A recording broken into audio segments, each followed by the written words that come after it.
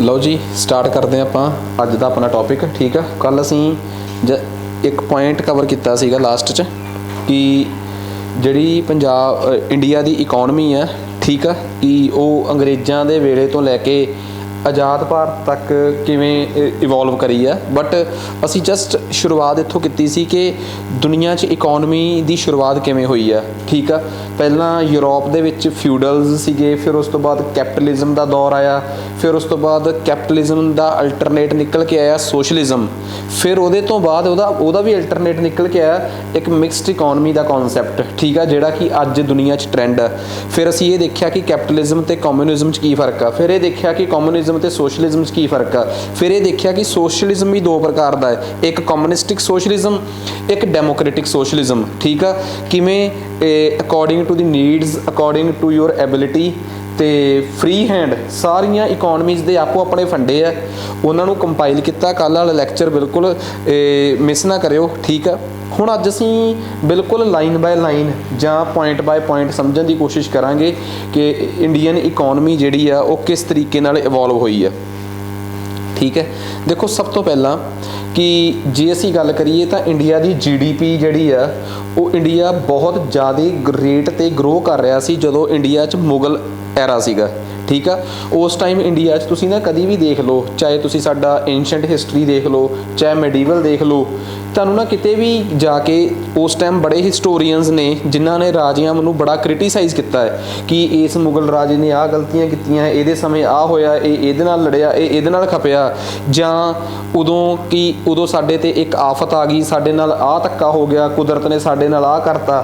ਪਰ ਬਹੁਤ ਘੱਟ ਜਗ੍ਹਾ 'ਤੇ ਇਸ ਗੱਲ ਦਾ ਜ਼ਿਕਰ ਆਉਂਦਾ ਹੈ ਕਿ ਸਾਡੇ ਉੱਥੇ ਬਹੁਤ ਫੈਮਾਈਨ ਪਿਆ, ਅਕਾਲ ਪੈ ਗਈ, ਐਵੇਂ ਦਾ ਜ਼ਿਕਰ ਨਹੀਂ ਆਉਂਦਾ। ਇਟ ਮੀਨਸ ਵਾਕਈ ਉਸ ਟਾਈਮ ਮੁਗਲ ਐਂਪਰਰ ਜਾਂ ਉਸ ਤੋਂ ਪਹਿਲਾਂ ਦੇ ਮੁਸਲਿਮ ਰਾਜੇ ਜਿਹੜੇ ਸੀ, ਜਾਂ ਉਸ ਤੋਂ ਵੀ ਪਹਿਲਾਂ ਦੇ ਜਿਹੜੇ ਏਨਸ਼ੈਂਟ ਇੰਡੀਅਨ ਕਿੰਗ ਸੀਗੇ, ਹਿੰਦੂ ਕਿੰਗ ਸੀਗੇ, ਉਹਨਾਂ ਦੇ ਸਮੇਂ ਇੱਕ ਚੀਜ਼ ਵਾਕਈ ਫਿਰ ਸਹੀ ਸੀਗੀ, ਉਹ ਸੀ ਕਿ ਉਹਨਾਂ ਨੇ ਬਫਰ ਸਟਾਕ ਇਕੱਠੇ ਕਰ ਰੱਖੇ ਸੀ।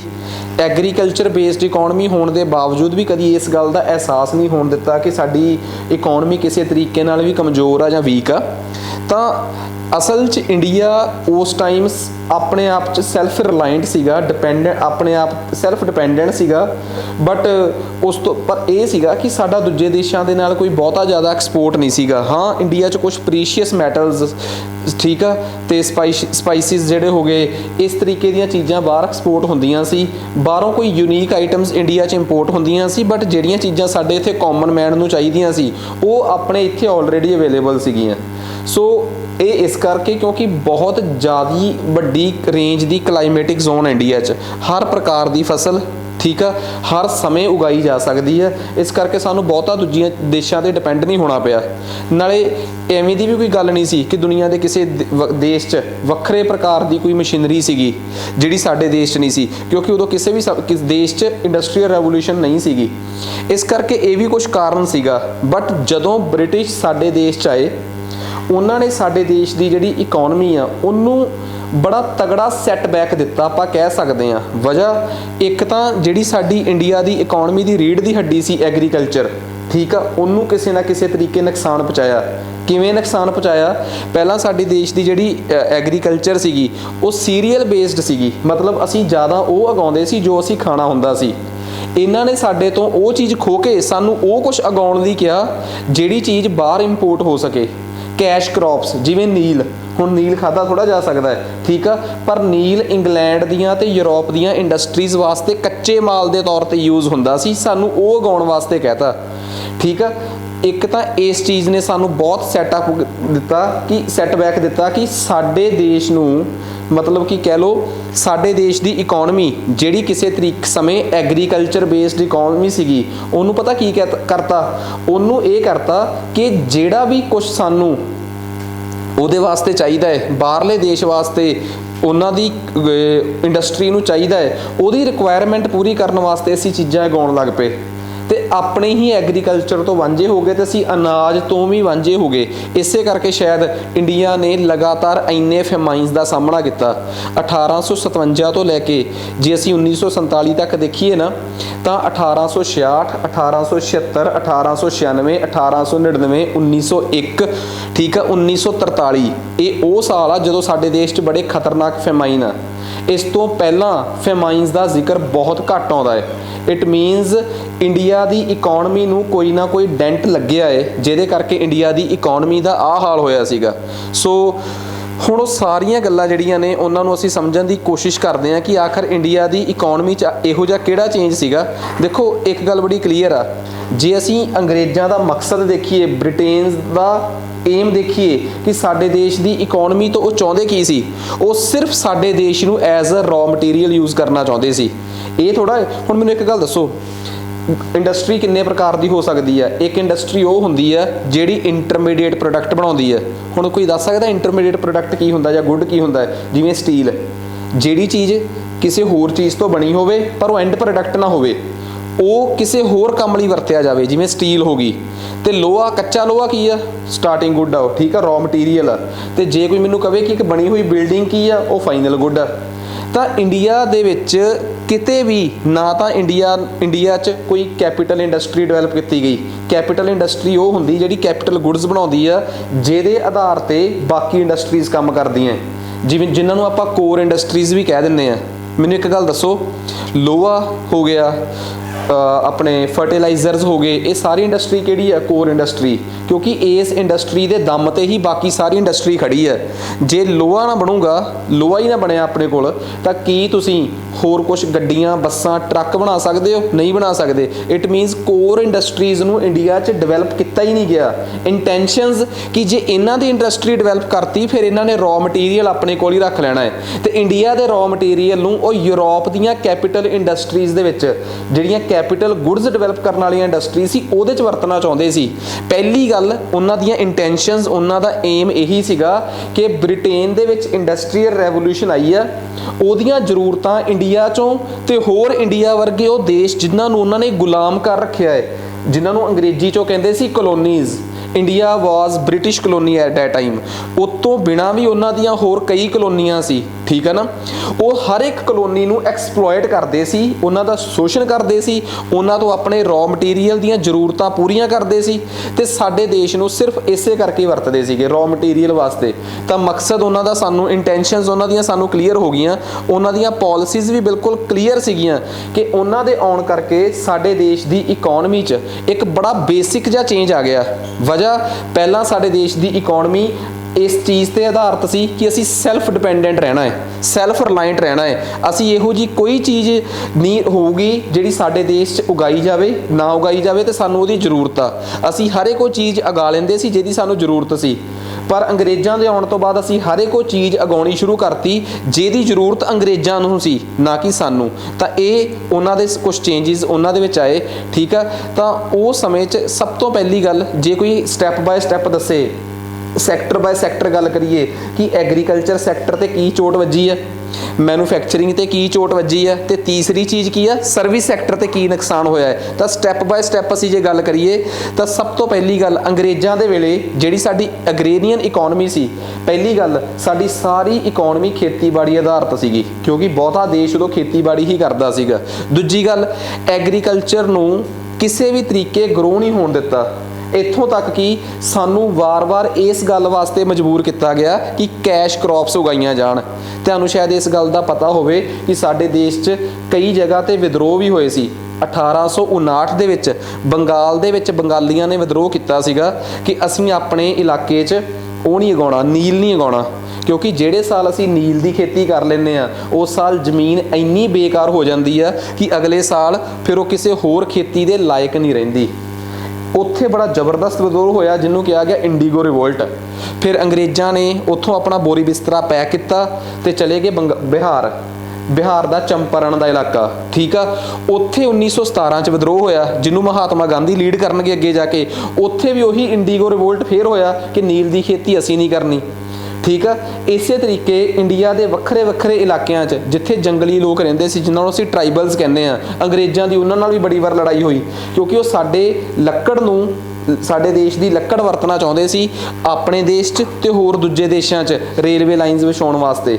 ਤਾਂ ਜਦੋਂ ਤੁਸੀਂ ਕਿਸੇ ਦਾ ਘਰ ਤੋੜੋਗੇ, ਹੁਣ ਜੰਗਲੀ ਲੋਕਾਂ ਵਾਸਤੇ, ਟਰਾਈਬਲਸ ਵਾਸਤੇ ਤਾਂ ਲੱਕੜ ਜੰਗਲ ਘਰ ਹੀ ਸੀਗੇ, ਤਾਂ ਉਹਨਾਂ ਦੇ ਘਰ ਨੂੰ ਤੋੜ ਕੇ ਤੁਸੀਂ ਉਹਨਾਂ ਨੂੰ ਐਕਸਪਲੋਇਟ ਕਰ ਰਹੇ ਹੋ। ਤਾਂ ਸਾਡੀ ਜਿਹੜੀ ਐਗਰੀਕਲਚਰ ਬੇਸਡ ਇਕਨੋਮੀ ਸੀਗੀ ਜਾਂ ਨੀਡ ਬੇਸਡ ਇਕਨੋਮੀ ਸੀ, ਉਹਨੂੰ ਬਿਲਕੁਲ ਪਲਟ ਕੇ ਉਹਨਾਂ ਨੇ ਆਪਣੀ ਜ਼ਰੂਰਤ ਵਾਸਤੇ ਵਰਤਣਾ ਸ਼ੁਰੂ ਕੀਤਾ। ਇੰਡੀਆ ਦੇ ਖੇਤ ਤੇ ਇੰਡੀਆ ਦੇ ਜੰਗਲਾਂ ਨੂੰ ਬ੍ਰਿਟਿਸ਼ ਇੰਡਸਟਰੀ ਦੀ ਜ਼ਰੂਰਤ ਵਾਸਤੇ ਵਰਤਿਆ ਗਿਆ ਤੇ ਸਾਡੇ ਦੇਸ਼ ਨੂੰ ਸੈਲਫ ਰਿਲਾਇੰਟ ਇਕਨੋਮੀ ਤੋਂ ਉਹਨਾਂ ਨੇ ਸਾਨੂੰ ਕਿਸੇ ਨਾ ਕਿਸੇ ਤਰੀਕੇ ਆਪਣੇ ਆਪ ਤੇ ਡਿਪੈਂਡੈਂਟ ਕਰ ਲਿਆ। ਇਹ ਸਭ ਤੋਂ ਪਹਿਲਾਂ ਇਸ ਚੀਜ਼ ਦਾ ਕਰਕਸ ਆ ਜੋ ਮੈਂ ਦੱਸਿਆ। ਐਗਰੀਕਲਚਰ ਦੇ ਵਿੱਚ ਬਿਲਕੁਲ ਟੈਕਨੋਲੋਜੀ, ਫਰਟੀਲਾਈਜ਼ਰਸ, ਸਾਰੀਆਂ ਚੀਜ਼ਾਂ ਇਗਨੋਰ ਕਰਤੀਆਂ, ਨਵੀਂ ਰਿਸਰਚ ਬੰਦ ਕਰਤੀ, ਠੀਕ ਆ। ਪੁਰਾਣੇ ਤਰੀਕੇ ਨਾਲ ਹੀ ਖੇਤੀ ਹੁੰਦੀ ਸੀ ਤੇ ਖੇਤੀ ਵਾਲੀ ਜ਼ਮੀਨ ਪਹਿਲਾਂ ਨਾਲੋਂ ਅੱਧੀ ਕਰਤੀ, ਕਿਉਂਕਿ ਅੱਧੀ ਜ਼ਮੀਨ ਤੇ ਸਾਨੂੰ ਕਹਿੰਦੇ ਸੀ ਨੀ ਲਗਾਓ, ਜਾਂ ਅੱਧੀ ਜ਼ਮੀਨ ਤੇ ਸਾਨੂੰ ਕਹਿੰਦੇ ਸੀ ਇਹੋ ਜਿਹੇ ਪ੍ਰੋਡਕਟ ਉਗਾਓ ਜਿਹੜੇ ਸਾਡੇ ਵਾਸਤੇ ਜ਼ਰੂਰਤ ਆ। ਜ਼ਮੀਨ ਅੱਧੀ ਰਹਿਣ ਦੀ ਸਾਡੇ ਕੋਲ, ਅੱਧੀ ਜ਼ਮੀਨ ਤੇ ਉਹ ਆਪਣੇ ਮੁਤਾਬਕ ਖੇਤੀ ਕਰਵਾਉਣ ਲੱਗ ਪਏ। ਜੇ ਬਈ ਜ਼ਮੀਨ ਅੱਧੀ ਕਰੋਗੇ, ਸਾਨੂੰ ਇਹੋ ਜਿਹੀ ਟੈਕਨੋਲੋਜੀ ਦਿਓ ਕਿ ਅਸੀਂ ਉਸ ਅੱਧੀ ਜ਼ਮੀਨ ਤੇ ਦੁੱਗਣੀ ਖੇਤੀ ਕਰ ਸਕੀਏ, ਘੱਟੋ ਘੱਟ ਸਾਡਾ ਝਾੜ ਤਾਂ ਵਧੇ, ਜ਼ਰੂਰਤਾਂ ਤਾਂ ਪੂਰੀਆਂ ਹੋਣ। ਜ਼ਰੂਰਤਾਂ ਸਾਡੀਆਂ ਉਨੀਆਂ ਰਹੀਆਂ ਪਰ ਸਾਡੀ ਸਪਲਾਈ ਘਟ ਗਈ। ਤਾਂ ਇਹ ਬਹੁਤ ਵੱਡਾ ਨੁਕਸਾਨ ਜਿਹੜਾ ਸੀਗਾ ਉਹ ਕਰਤਾ। ਪੰਜਾਬੀ 'ਚ ਇਹ ਵੀ ਕਹਿ ਸਕਦੇ ਹਾਂ ਕਿ ਸਾਡੀ ਖੇਤੀ ਦਾ ਕਮਰਸ਼ੀਅਲਾਈਜੇਸ਼ਨ ਕਰਤਾ। ਕਮਰਸ਼ੀਅਲਾਈਜੇਸ਼ਨ ਦਾ ਮਤਲਬ ਉਹ ਵਾਲੀਆਂ ਫਸਲਾਂ ਉਗਾਓ ਜਿਹੜੀਆਂ ਕਮਰਸ਼ੀਅਲੀ ਵਾਇਬਲ ਨੇ। ਕਮਰਸ਼ੀਅਲੀ ਮਤਲਬ ਜਿਹੜੀਆਂ ਵਿਕ ਸਕਣ, ਜਿਨ੍ਹਾਂ ਨੂੰ ਖਾਧਾ ਜਾਵੇ ਜਾਂ ਨਾ ਖਾਧਾ ਜਾਵੇ ਇਹ ਨਹੀਂ ਮੈਟਰ ਕਰਦਾ। ਜਿਵੇਂ ਨੀਲ ਆ, ਨੀਲ ਦੀ ਖੇਤੀ ਕਰੋ, ਸਾਨੂੰ ਕਪਾਹ ਉਗਾਉਣ ਵਾਸਤੇ ਕਹਿਤਾ। ਹੁਣ ਤੁਸੀਂ ਸੋਚੋਗੇ ਇੰਡੀਅਨਸ ਨੂੰ ਕਪਾਹ ਉਗਾਉਣ ਵਾਸਤੇ ਕਿਉਂ ਕਿਹਾ? ਇੰਗਲੈਂਡ ਦੀ ਇੰਡਸਟਰੀ 'ਚ ਕਾਟਨ ਬਹੁਤ ਚਾਹੀਦੀ ਸੀ ਕੱਪੜਾ ਬਣਾਉਣ ਵਾਸਤੇ। ਹੋਇਆ ਕਿ ਇੰਗਲੈਂਡ ਦੀ ਸਾਰੀ ਕਾਟਨ ਜਿਹੜੀ ਸੀਗੀ ਉਹ ਅਮਰੀਕਾ ਤੋਂ ਆਉਂਦੀ ਸੀ, ਠੀਕ ਆ। 1850 'ਚ ਅਮਰੀਕਾ 'ਚ ਲੱਗੀ ਲੜਾਈ। 1850 ਤੋਂ ਲੈ ਕੇ 1865 ਤੱਕ ਅਮਰੀਕਾ 'ਚ ਇੱਕ ਬਹੁਤ ਤਗੜਾ ਸਿਵਲ ਵਾਰ ਹੋਈ ਹੈ, ਕਿਉਂਕਿ ਅਮਰੀਕਾ ਜਿਹੜਾ ਹੈ ਨਾ, ਜਦੋਂ ਤੁਸੀਂ ਅਮਰੀਕਾ ਨੂੰ ਸਮਝੋਗੇ ਪੂਰਾ, ਅਮਰੀਕਾ ਦੋ ਹਿੱਸਿਆਂ 'ਚ ਵੰਡਿਆ ਹੋਇਆ ਹੈ। ਅਮਰੀਕਾ ਦਾ USA ਦਾ ਉੱਪਰਲਾ, ਤੁਹਾਨੂੰ ਪਤਾ ਅਮਰੀਕਾ ਦੇ ਉੱਪਰਲੇ ਪਾਸੇ ਕੀ ਆ? ਕੈਨੇਡਾ ਤੇ ਥੱਲੜੇ ਪਾਸੇ ਮੈਕਸੀਕੋ, ਠੀਕ ਆ। ਇਹਨਾਂ ਦੋਵਾਂ ਦੇਸ਼ਾਂ ਦੇ ਵਿੱਚ ਆ ਅਮਰੀਕਾ। ਜਿਹੜਾ ਅਮਰੀਕਾ USA ਆ, ਉਹਦੀਆਂ ਵੀ ਦੋ ਪ੍ਰਕਾਰ ਦੀਆਂ ਸਟੇਟਸ ਨੇ, ਇੱਕ ਉੱਪਰਲੀਆਂ ਸਟੇਟਸ, ਇੱਕ ਥੱਲੇ ਵਾਲੀਆਂ ਸਟੇਟਸ। ਅਮਰੀਕਾ ਦੀਆਂ ਉੱਪਰਲੀਆਂ ਸਟੇਟਸ ਨੂੰ ਕਹਿੰਦੇ ਆ ਨਰਦਰਨ ਸਟੇਟਸ ਤੇ ਅਮਰੀਕਾ ਦੀਆਂ ਥੱਲੜੀਆਂ ਸਟੇਟਸ ਨੂੰ ਕਹਿੰਦੇ ਆ ਸਦਰਨ ਸਟੇਟਸ। ਇਹਨਾਂ ਦੋਵਾਂ ਪ੍ਰਕਾਰ ਦੇ ਸਟੇਟਸ ਦੇ ਵਿੱਚ ਜਿਹੜੇ ਲੋਕ ਆ ਉਹਨਾਂ ਦੀ ਮੱਤ ਨਹੀਂ ਸੀ ਰਲਦੀ ਆਪਸ 'ਚ, ਠੀਕ ਆ। ਇਸੇ ਮੱਤ ਦੇ ਨਾਲ ਰਲਣ ਕਰਕੇ ਇਹਨਾਂ 'ਚ ਆਪਸ 'ਚ ਹੋਈ ਲੜਾਈ। ਉਹ ਲੜਾਈ ਇਹਨਾਂ 'ਚ ਘੱਟੋ ਘੱਟ 40 ਸਾਲ ਚੱਲੀ ਤੇ ਉਸ ਲੜਾਈ ਦਾ ਅੰਤ ਜਾ ਕੇ 1860-65 'ਚ ਹੋਇਆ, 60 ਦੇ ਰਾਉਂਡ, ਜਦੋਂ ਅਬਰਾਹਿਮ ਲਿੰਕਨ ਨੇ ਉਸ ਸਿਵਲ ਵਾਰ ਨੂੰ ਖਤਮ ਕੀਤਾ। ਉਹ ਗੱਲ ਅੱਡ ਆ ਕਿ ਇਸੇ ਲੜਾਈ ਦੀ ਭੇਟ ਚੜ ਗਏ ਵਿਚਾਰੇ ਅਬਰਾਹਮ ਲਿੰਕਨ ਜੀ ਆਪ। ਇਸੇ ਸਿਵਲ ਵਾਰ ਤੋਂ ਬਾਅਦ ਉਹਨਾਂ ਨੂੰ ਵੀ ਮਾਰ ਦਿੱਤਾ ਗਿਆ। ਬਟ ਇਹ ਗੱਲ ਕਲੀਅਰ ਆ ਕਿ ਅਮਰੀਕਾ ਦੀ ਸਿਵਲ ਵਾਰ ਖਤਮ ਕਰਨ ਦਾ ਕ੍ਰੈਡਿਟ ਜੇ ਕਿਸੇ ਰਾਸ਼ਟਰਪਤੀ ਨੂੰ ਜਾਂਦਾ ਹੈ ਤਾਂ ਉਹ ਅਬਰਾਹਿਮ ਲਿੰਕਨ ਸੀਗੇ। ਅਬਰਾਹਿਮ ਲਿੰਕਨ ਜਿਹੜੇ ਸੀ ਉਹ ਬਿਲਕੁਲ ਬੜੇ ਬਹਾਦਰ ਰਾਸ਼ਟਰਪਤੀ ਸੀ। ਉਸ ਤੋਂ ਪਹਿਲਾਂ ਅਮਰੀਕਾ 'ਚ ਇੱਕੋ ਹੀ ਮੇਨ ਪੋਲੀਟੀਕਲ ਪਾਰਟੀ ਹੁੰਦੀ ਸੀ, ਡੈਮੋਕ੍ਰੈਟਿਕ। ਤਾਂ ਅਬਰਾਹਮ ਲਿੰਕਨ ਇੱਕ ਨਵੀਂ ਪੋਲੀਟੀਕਲ ਪਾਰਟੀ ਲੈ ਕੇ ਆਏ, ਰਿਪਬਲਿਕਨ। ਤੇ ਅੱਜ ਅਮਰੀਕਾ 'ਚ ਇਹੀ ਦੋ ਪੋਲੀਟੀਕਲ ਪਾਰਟੀਆਂ ਹੈ, ਠੀਕ ਆ। ਅਬਰਾਹਮ ਲਿੰਕਨ ਦੀ ਪਾਰਟੀ ਦੇ ਲੀਡਰ ਜਿਹੜੇ ਸੀਗੇ ਉਹ ਅਮਰੀਕਾ ਦੇ ਪਿਛਲੇ ਰਾਸ਼ਟਰਪਤੀ ਸੀਗੇ, ਨਾਮ ਸੀਗਾ ਡੋਨਲਡ ਟਰੰਪ, ਠੀਕ ਆ। ਤੇ ਜਿਹੜੇ ਹੋਣ ਵਾਲੇ ਆ ਉਹ ਡੈਮੋਕ੍ਰੈਟਿਕ ਪਾਰਟੀ ਦੇ ਲੀਡਰ ਨੇ, ਜੋ ਬਾਈਡਨ, ਠੀਕ ਆ। ਸੋ ਅਮਰੀਕਾ 'ਚ ਸਿਵਲ ਵਾਰ ਚੱਲ ਪਈ। ਉੱਥੋਂ ਇੰਗਲੈਂਡ ਨੂੰ ਕਾਟਨ ਮਿਲਣੀ ਬੰਦ ਹੋ ਗਈ। ਇੰਡੀਅਨ ਫਾਰਮਰਸ ਦੇ ਹੋਰ ਪ੍ਰੈਸ਼ਰ ਪਾਤਾ ਕਿ ਚਲੋ ਹੁਣ ਕਪਾਹ ਵੀ ਉਗਾਓ। ਤਾਂ ਵਿਚਾਰੇ ਜਿਹੜੇ ਲੋਕ ਆਪਣੇ ਉਗਾਉਣ ਵਾਸਤੇ, ਖੇਤੀ ਵਾਸਤੇ ਪ੍ਰਬੰਧ ਸੀਗਾ, ਉਹ ਵੀ ਖੋ ਕੇ ਕਪਾਹ ਉਗਾਉਣ ਲਾਤਾ। ਫਿਰ ਉਸ ਤੋਂ ਬਾਅਦ ਇਹਨਾਂ ਦੇ ਪੈਸੇ ਦੇਣੇ ਬੰਦ ਕਰਤੇ, ਠੀਕ ਆ। ਫਿਰ ਵਿਚਾਰੇ ਦੱਖਣ ਵਾਲੇ ਪਾਸੇ ਇੰਡੀਆ ਦੇ ਪੂਨੇ ਵਾਲੀ ਸਾਈਡ ਤੇ ਉੱਥੇ ਬੜੇ ਖਤਰਨਾਕ ਦੰਗੇ ਹੋਏ ਆ, ਜਿਨ੍ਹਾਂ ਨੂੰ ਆਪਾਂ ਡੈਕਨ ਰॉयट्स ਕਹਿੰਦੇ ਆ, ਠੀਕ ਆ। ਦੱਖਣ ਦੇ ਦੰਗੇ ਹੋਏ ਆ। ਐਵੇਂ ਇੱਕ ਰਿਵੋਲਟ ਪਬਨਾ ਬੰਗਾਲ ਵਾਲੇ ਪਾਸੇ ਹੋਇਆ, ਉਹਨੂੰ ਅਸੀਂ ਪਬਨਾ ਰਿਵੋਲਟ ਕਹਿੰਦੇ ਆ। ਤੁਸੀਂ ਮੰਨ ਕੇ ਚੱਲੋ ਇੰਡੀਆ 'ਚ 30 ਤੋਂ 40% ਦੰਗੇ ਅੰਗਰੇਜ਼ਾਂ ਦੇ ਵੇਲੇ ਇਸ ਕਰਕੇ ਹੋਇਆ ਕਿ ਅੰਗਰੇਜ਼ਾਂ ਨੇ ਸਾਡੀ ਖੇਤੀਬਾੜੀ ਤੇ ਸਾਡੀ ਇਕਨੋਮੀ ਨਾਲ ਛੇੜਖਾਨੀ ਕੀਤੀ ਹੈ। 30% ਦੰਗੇ ਅੰਗਰੇਜ਼ਾਂ ਦੇ ਖਿਲਾਫ ਆਮ ਲੋਕਾਂ ਨੇ ਕੀਤੇ ਆ ਕਿ ਤੁਸੀਂ ਸਾਡੇ ਦੇਸ਼ 'ਚ ਧਰਮ ਦੇ ਨਾਲ ਛੇੜਖਾਨੀ ਕਰ ਰਹੇ ਹੋ, ਕਿਉਂਕਿ ਸਾਡੇ ਦੇਸ਼ ਦੇ ਲੋਕ ਜਿਹੜੇ ਆ ਕਾਫੀ ਸਪਿਰਚੁਅਲ ਹੈਗੇ ਆ, ਠੀਕ ਆ, ਧਾਰਮਿਕ ਵਿਰਤੀ ਦੇ ਲੋਕ ਆ, ਹਮੇਸ਼ਾ ਹੀ ਰਹੇ ਆ। 30% ਦੰਗੇ ਸਾਡੇ ਦੇਸ਼ 'ਚ ਇਸ ਕਰਕੇ ਹੋਏ ਆ ਕਿਉਂਕਿ ਸਾਡੇ ਦੇਸ਼ ਦੇ ਰਾਜਿਆਂ ਨੂੰ ਅਹਿਸਾਸ ਹੋ ਗਿਆ ਕਿ ਅੰਗਰੇਜ਼ ਸਾਡੀ ਪ੍ਰਾਪਰਟੀ ਖੋ ਰਹੇ ਆ, ਉਹ ਰਾਜਿਆਂ ਨੇ ਦੰਗੇ ਕੀਤੇ ਆ। ਆਹੀ ਕੁੱਲ ਮਿਲਾ ਕੇ 100% 3 ਪ੍ਰਕਾਰ ਦੇ ਦੰਗੇ ਹੀ ਸਾਡੇ ਦੇਸ਼ 'ਚ ਹੋਏ ਆ। ਇਹ ਤਿੰਨੇ ਟਾਈਪ ਦੇ ਦੰਗੇ ਅਸੀਂ ਹਿਸਟਰੀ 'ਚ ਪੜ੍ਹਨੇ ਆ। ਫਿਲਹਾਲ ਇੱਥੇ ਆਪਾਂ ਨੂੰ ਕੋਈ ਇੰਟਰਸਟ ਨਹੀਂ ਇਹਦੇ 'ਚ, ਬਸ ਮੈਂ ਦੱਸਦਾ ਅੰਗਰੇਜ਼ਾਂ ਨੇ ਸਾਡੀ ਖੇਤੀ ਨੂੰ ਕਮਰਸ਼ੀਅਲਾਈਜ਼ ਕਰਤਾ। ਸਾਨੂੰ ਕਿਹਾ ਕਾਟਨ ਉਗਾਓ, ਸਾਨੂੰ ਕਿਹਾ ਜੂਟ ਉਗਾਓ, ਸਾਨੂੰ ਕਿਹਾ ਨੀਲ ਉਗਾਓ, ਇੰਡੀਗੋ ਉਗਾਓ, ਉਹ ਛੱਡ ਦਿਓ ਜੋ ਤੁਸੀਂ ਖਾਣਾ ਹੈ। ਤੇ ਆਪੇ ਹੀ ਅਕਾਲ ਤਾਂ ਪੈਣੇ ਹੀ ਸੀਗੇ, ਦੰਗੇ ਵੀ ਤਾਂ ਹੋਣੇ ਹੀ ਸੀ। ਇਹ ਅੰਗਰੇਜ਼ਾਂ ਦੇ ਸਮੇਂ ਸਾਨੂੰ ਸਭ ਤੋਂ ਤਗੜਾ ਸੈਟਬੈਕ ਦਿੱਤਾ ਗਿਆ। ਹੁਣ ਗੱਲ ਕਰਦੇ ਹਾਂ ਇੰਡਸਟਰੀਅਲ ਸੈਕਟਰ ਦੀ। ਸਾਡੇ ਦੇਸ਼ ਦੀ ਇੰਡਸਟਰੀ ਨੂੰ ਕੀ ਨੁਕਸਾਨ ਪਹੁੰਚਾਇਆ? ਸਿੱਧੀ ਜੀ ਗੱਲ ਆ, ਪਹਿਲੀ ਗੱਲ ਜਿਹੜੀ ਕੈਪੀਟਲ ਗੁੱਡਸ ਬੇਸਡ ਇੰਡਸਟਰੀ ਹੁੰਦੀ ਹੈ ਨਾ, ਕਿਹੜੇ ਕੈਪੀਟਲ ਗੁੱਡਸ ਮਤਲਬ ਮੂਲ ਗੁੱਡ ਹੁੰਦਾ ਜਿਹੜਾ, ਮਤਲਬ ਕਿ ਉਹ ਵਾਲੀ ਚੀਜ਼ ਜਿੱਥੋਂ ਬਾਕੀ ਪ੍ਰੋਡਕਟ ਬਣਦੇ ਆ, ਜਿਵੇਂ ਲੋਹਾ ਹੋ ਗਿਆ ਤੇ ਹੋਰ ਚੀਜ਼ਾਂ ਹੋ ਗਈਆਂ। ਕਹਿੰਦੇ ਇਸ ਇੰਡਸਟਰੀ ਨੂੰ ਸਾਡੇ ਦੇਸ਼ 'ਚ ਗਰੋ ਹੀ ਨਹੀਂ ਹੋਣ ਦਿੱਤਾ। ਸਾਡੇ ਦੇਸ਼ 'ਚ ਪਹਿਲੀ ਵਾਰੀ ਟਾਟਾ ਵਰਗਿਆਂ ਨੇ ਇੰਡਸਟਰੀ ਲਾਈ ਆ 1905 'ਚ। ਇਹਦਾ ਮਤਲਬ 1900 ਤੋਂ ਪਹਿਲਾਂ ਸਾਡੇ ਦੇਸ਼ 'ਚ ਅੰਗਰੇਜ਼ਾਂ ਨੇ ਇੰਡੀਅਨਸ ਦੀ ਇੰਡਸਟਰੀ ਨੂੰ ਡਿਵੈਲਪ ਹੀ ਨਹੀਂ ਹੋਣ ਦਿੱਤਾ। ਆਏ ਕਦੋਂ ਅੰਗਰੇਜ਼ ਸਾਡੇ ਦੇਸ਼ 'ਚ? 1750 'ਚ। ਜੇ ਟੈਕਨੀਕਲੀ ਦੇਖੀਏ, ਜਦੋਂ ਉਹਨਾਂ ਨੇ ਸਾਡੇ ਤੇ ਪੂਰਾ ਕਬਜ਼ਾ ਕਰ ਲਿਆ ਸੀ ਕਾਫੀ ਹੱਦ ਤੱਕ, 50% ਇਲਾਕੇ ਤੇ, 1750 ਤੋਂ ਲੈ ਕੇ 1900 ਤੱਕ 150 ਸਾਲ ਉਹ ਸਾਡੇ ਦੇਸ਼ ਦੇ ਲੋਕਾਂ ਨੂੰ ਕੈਪੀਟਲ ਗੁੱਡਸ ਨਾਲ ਬੇਸਡ ਇੰਡਸਟਰੀ ਲਾਉਣ ਹੀ ਨਹੀਂ ਦੇ ਰਹੇ। ਸਾਡੇ ਦੇਸ਼ ਨੂੰ ਇੱਕੋ ਤਰੀਕੇ ਨਾਲ ਐਕਸਪਲੋਇਟ ਕੀਤਾ ਜਾ ਰਿਹਾ ਹੈ। ਇੱਥੋਂ ਸਾਰਾ ਸਮਾਨ ਕੱਢੋ ਬਾਹਰ ਲੈ ਜਾਓ, ਇੰਡੀਆ 'ਚੋਂ ਸਾਰਾ ਸਮਾਨ ਕੱਢੋ ਬਾਹਰ ਲੈ ਜਾਓ। ਪਹਿਲੀ ਗੱਲ, ਸਾਡੇ ਦੇਸ਼ 'ਚ ਜਿਹੜੀ ਇੰਡਸਟਰੀ ਚੱਲਦੀ ਸੀ, ਸਾਡੇ ਦੇਸ਼ 'ਚ ਇੰਡਸਟਰੀ ਚੱਲਦੀ ਕਿਹੜੀ ਸੀ? ਹੈਂਡਲੂਮਸ ਹੋ ਗਏ, ਹੋਰ ਬਹੁਤ ਕੁਝ ਸਭ ਬਣਦਾ ਸੀ ਸਾਡੇ ਦੇਸ਼ 'ਚ। ਛੋਟੇ ਛੋਟੇ ਕਾਰੀਗਰ ਉਹਨਾਂ 'ਚ ਕਹਿ ਲਓ ਵੱਡੇ ਸ਼ਹਿਰਾਂ 'ਚ ਤੇ ਛੋਟੇ ਛੋਟੇ ਕਸਬਿਆਂ 'ਚ ਬੜੇ ਵਧੀਆ ਤਰੀਕੇ ਨਾਲ ਆਪਣਾ ਕੰਮ ਕਰਦੇ ਸੀਗੇ। ਉਹ ਸਾਰੇ ਜਿਵੇਂ ਹੁਣ ਮੰਨ ਲਓ ਇੱਕ ਪਟਿਆਲੇ ਸ਼ਹਿਰ ਦੇ ਕਾਰੀਗਰ ਆ, ਹੁਣ ਪਟਿਆਲੇ ਸ਼ਹਿਰ 'ਚ ਗਲੀਚੇ ਬਣਾਉਣ ਵਾਲਾ ਕਾਰੀਗਰ ਆ, ਠੀਕ ਆ, ਕਢਾਈ ਕੱਢਣ ਵਾਲਾ ਕਾਰੀਗਰ ਆ, ਇਹੋ ਜਿਹੇ ਕਾਰੀਗਰ ਸੀ। ਇੱਕ ਤਾਂ ਇਹਨਾਂ ਦਾ ਸਮਾਨ ਬਾਹਰ ਬਹੁਤ ਵਿਕਦਾ ਸੀ, ਦੂਜੇ ਦੇਸ਼ਾਂ 'ਚ ਬਹੁਤ ਜਾਂਦਾ ਸੀਗਾ ਇੰਡੀਆ ਦਾ ਸਮਾਨ, ਇਹੋ ਜਿਹੀਆਂ ਕਲਾਕਾਰੀ ਵਾਲੀਆਂ ਚੀਜ਼ਾਂ। ਇੱਕ ਸਾਡੇ ਦੇਸ਼ ਦੇ ਜਿਹੜੇ ਰਾਜੇ ਸੀ ਤੇ ਵੱਡੇ ਜ਼ਮੀਂਦਾਰ ਸੀ, ਛੋਟੇ ਮੋਟੇ ਰਾਜੇ ਰਜਵਾੜੇ, ਸ਼ਹਿਰਾਂ ਦੇ ਰਾਜੇ ਤੇ ਟਿਪੀਕਲ ਵੱਡੇ ਰਾਜੇ, ਉਹ ਵੀ ਇਹਨਾਂ ਦਾ ਸਮਾਨ ਬਹੁਤ ਖਰੀਦਦੇ ਸੀ ਕਿਉਂਕਿ ਉਹਨਾਂ ਨੂੰ ਸ਼ੌਂਕ ਹੁੰਦਾ ਸੀ ਇਹੋ ਜਿਹੀਆਂ ਮਹਿੰਗੀਆਂ ਚੀਜ਼ਾਂ ਖਰੀਦਣ ਦਾ। ਸਾਡੇ ਦੇਸ਼ ਦੀ ਇੰਡਸਟਰੀ ਚੱਲ ਰਹੀ ਸੀ ਕਿ ਸਾਡੇ ਦੇਸ਼ ਦੇ ਆਰਟੀਸਨਸ ਦਾ ਸਮਾਨ ਰਾਜੇ ਰਜਵਾੜੇ ਤੇ ਵੱਡੇ ਜ਼ਮੀਂਦਾਰ ਬਹੁਤ ਖਰੀਦਦੇ ਸੀ ਜਾਂ ਬਾਹਰ ਬਹੁਤ ਐਕਸਪੋਰਟ ਹੁੰਦਾ ਸੀ। ਅੰਗਰੇਜ਼ਾਂ ਦੇ ਆਉਣ ਤੋਂ ਬਾਅਦ ਸਾਰਾ ਕੁਝ ਅੰਗਰੇਜ਼ਾਂ ਨੇ ਇਹਨਾਂ ਦਾ ਸਾਰਾ ਕਾਰੋਬਾਰ ਬੰਦ ਕਰਤਾ, ਠੀਕ ਆ। ਇਹਨਾਂ ਨੂੰ ਕਿਹਾ ਕਿ ਜੋ ਕੁਝ ਤੁਸੀਂ ਬਣਾਉਂਦੇ ਹੋ ਉਹ ਸਾਰਾ ਕੁਝ ਹੁਣ ਇੰਗਲੈਂਡ ਦੀਆਂ ਮਸ਼ੀਨਾਂ 'ਚੋਂ ਬਣ ਕੇ ਆਊਗਾ। ਜਿਹੜੀ ਸਾਡੇ ਦੇਸ਼ 'ਚ ਪਹਿਲੀ ਗੱਲ ਤਾਂ ਕੈਪੀਟਲ ਗੁੱਡਸ ਦੀ ਇੰਡਸਟਰੀ ਲੱਗਣ ਨਹੀਂ ਦਿੱਤੀ।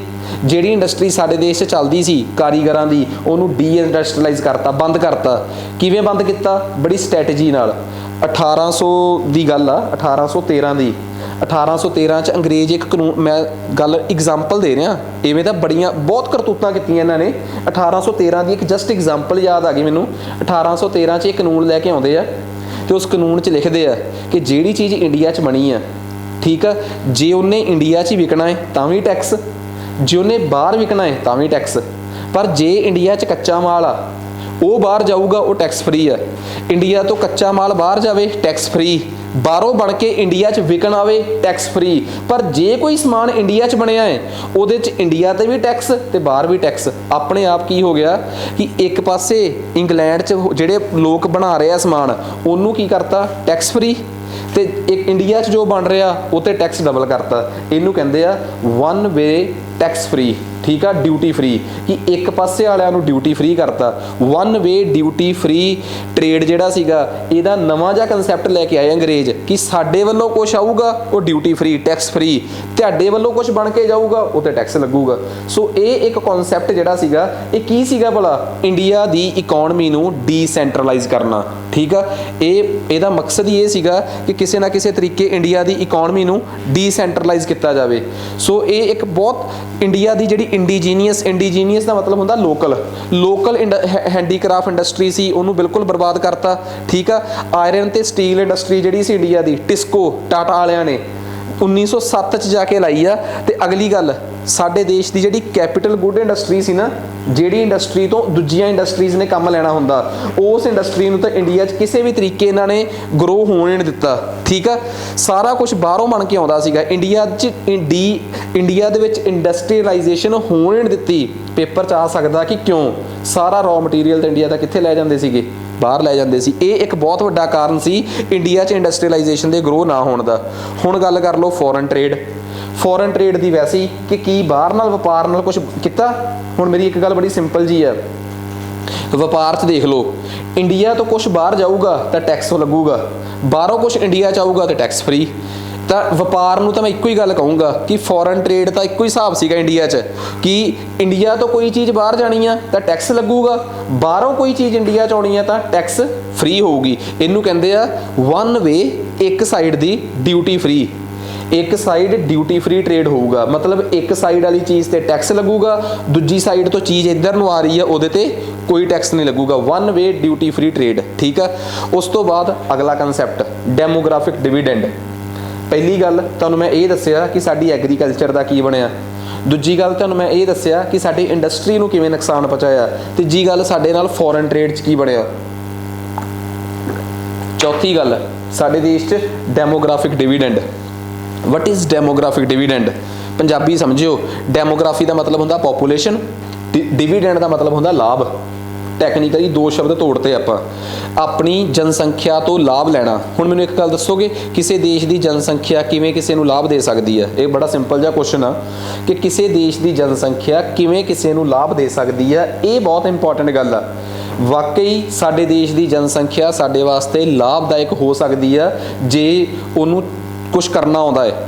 ਜੇ ਮੇਰੇ ਦੇਸ਼ 'ਚ ਇੱਕ ਬੰਦੇ ਨੂੰ ਸਪੋਜ਼ ਕਰੋ, ਮੇਰੇ ਦੇਸ਼ 'ਚ ਪੋਪੂਲੇਸ਼ਨ ਆ, ਕਿਸੇ ਨੂੰ ਬਹੁਤ ਵੱਡਾ ਹੱਥ ਦਾ ਕੰਮ ਕਰਨਾ ਆਉਂਦਾ ਹੈ, ਕਿਸੇ ਬੰਦੇ ਨੂੰ ਕੰਪਿਊਟਰ 'ਤੇ ਬਹੁਤ ਵੱਡਾ ਕੰਮ ਕਰਨਾ ਆਉਂਦਾ ਹੈ, ਕਿਸੇ ਬੰਦੇ ਨੂੰ ਕੋਈ ਚੀਜ਼ ਪੱਕੀ ਆਉਂਦੀ ਹੈ, ਤਾਂ ਸਾਡੇ ਦੇਸ਼ 'ਚ ਉਹ ਸਾਰੀ ਪੋਪੂਲੇਸ਼ਨ ਤੋਂ ਫਾਇਦਾ ਚੱਕਿਆ ਜਾ ਸਕਦਾ ਹੈ। ਪਰ ਇੱਕ ਗੱਲ ਆ, ਤੁਹਾਡੇ ਦੇਸ਼ 'ਚ ਇੱਕ ਸ਼ਖਸ ਨੂੰ ਕੰਮ ਕਰਨਾ ਆਉਂਦਾ ਹੈ, ਠੀਕ ਆ, ਇਹ ਜ਼ਰੂਰੀ ਨਹੀਂਗਾ। ਇੱਕ ਸ਼ਖਸ ਨੂੰ ਸਾਡੇ ਦੇਸ਼ 'ਚ ਕੰਮ ਕਰਨਾ ਆਉਂਦਾ ਹੈ ਅਤੇ ਉਹਦੀ ਉਮਰ 80 ਸਾਲ ਦੀ ਹੈ, ਕਿ ਉਹ ਕਿਸੇ ਕੰਮ ਦਾ ਹੈਗਾ?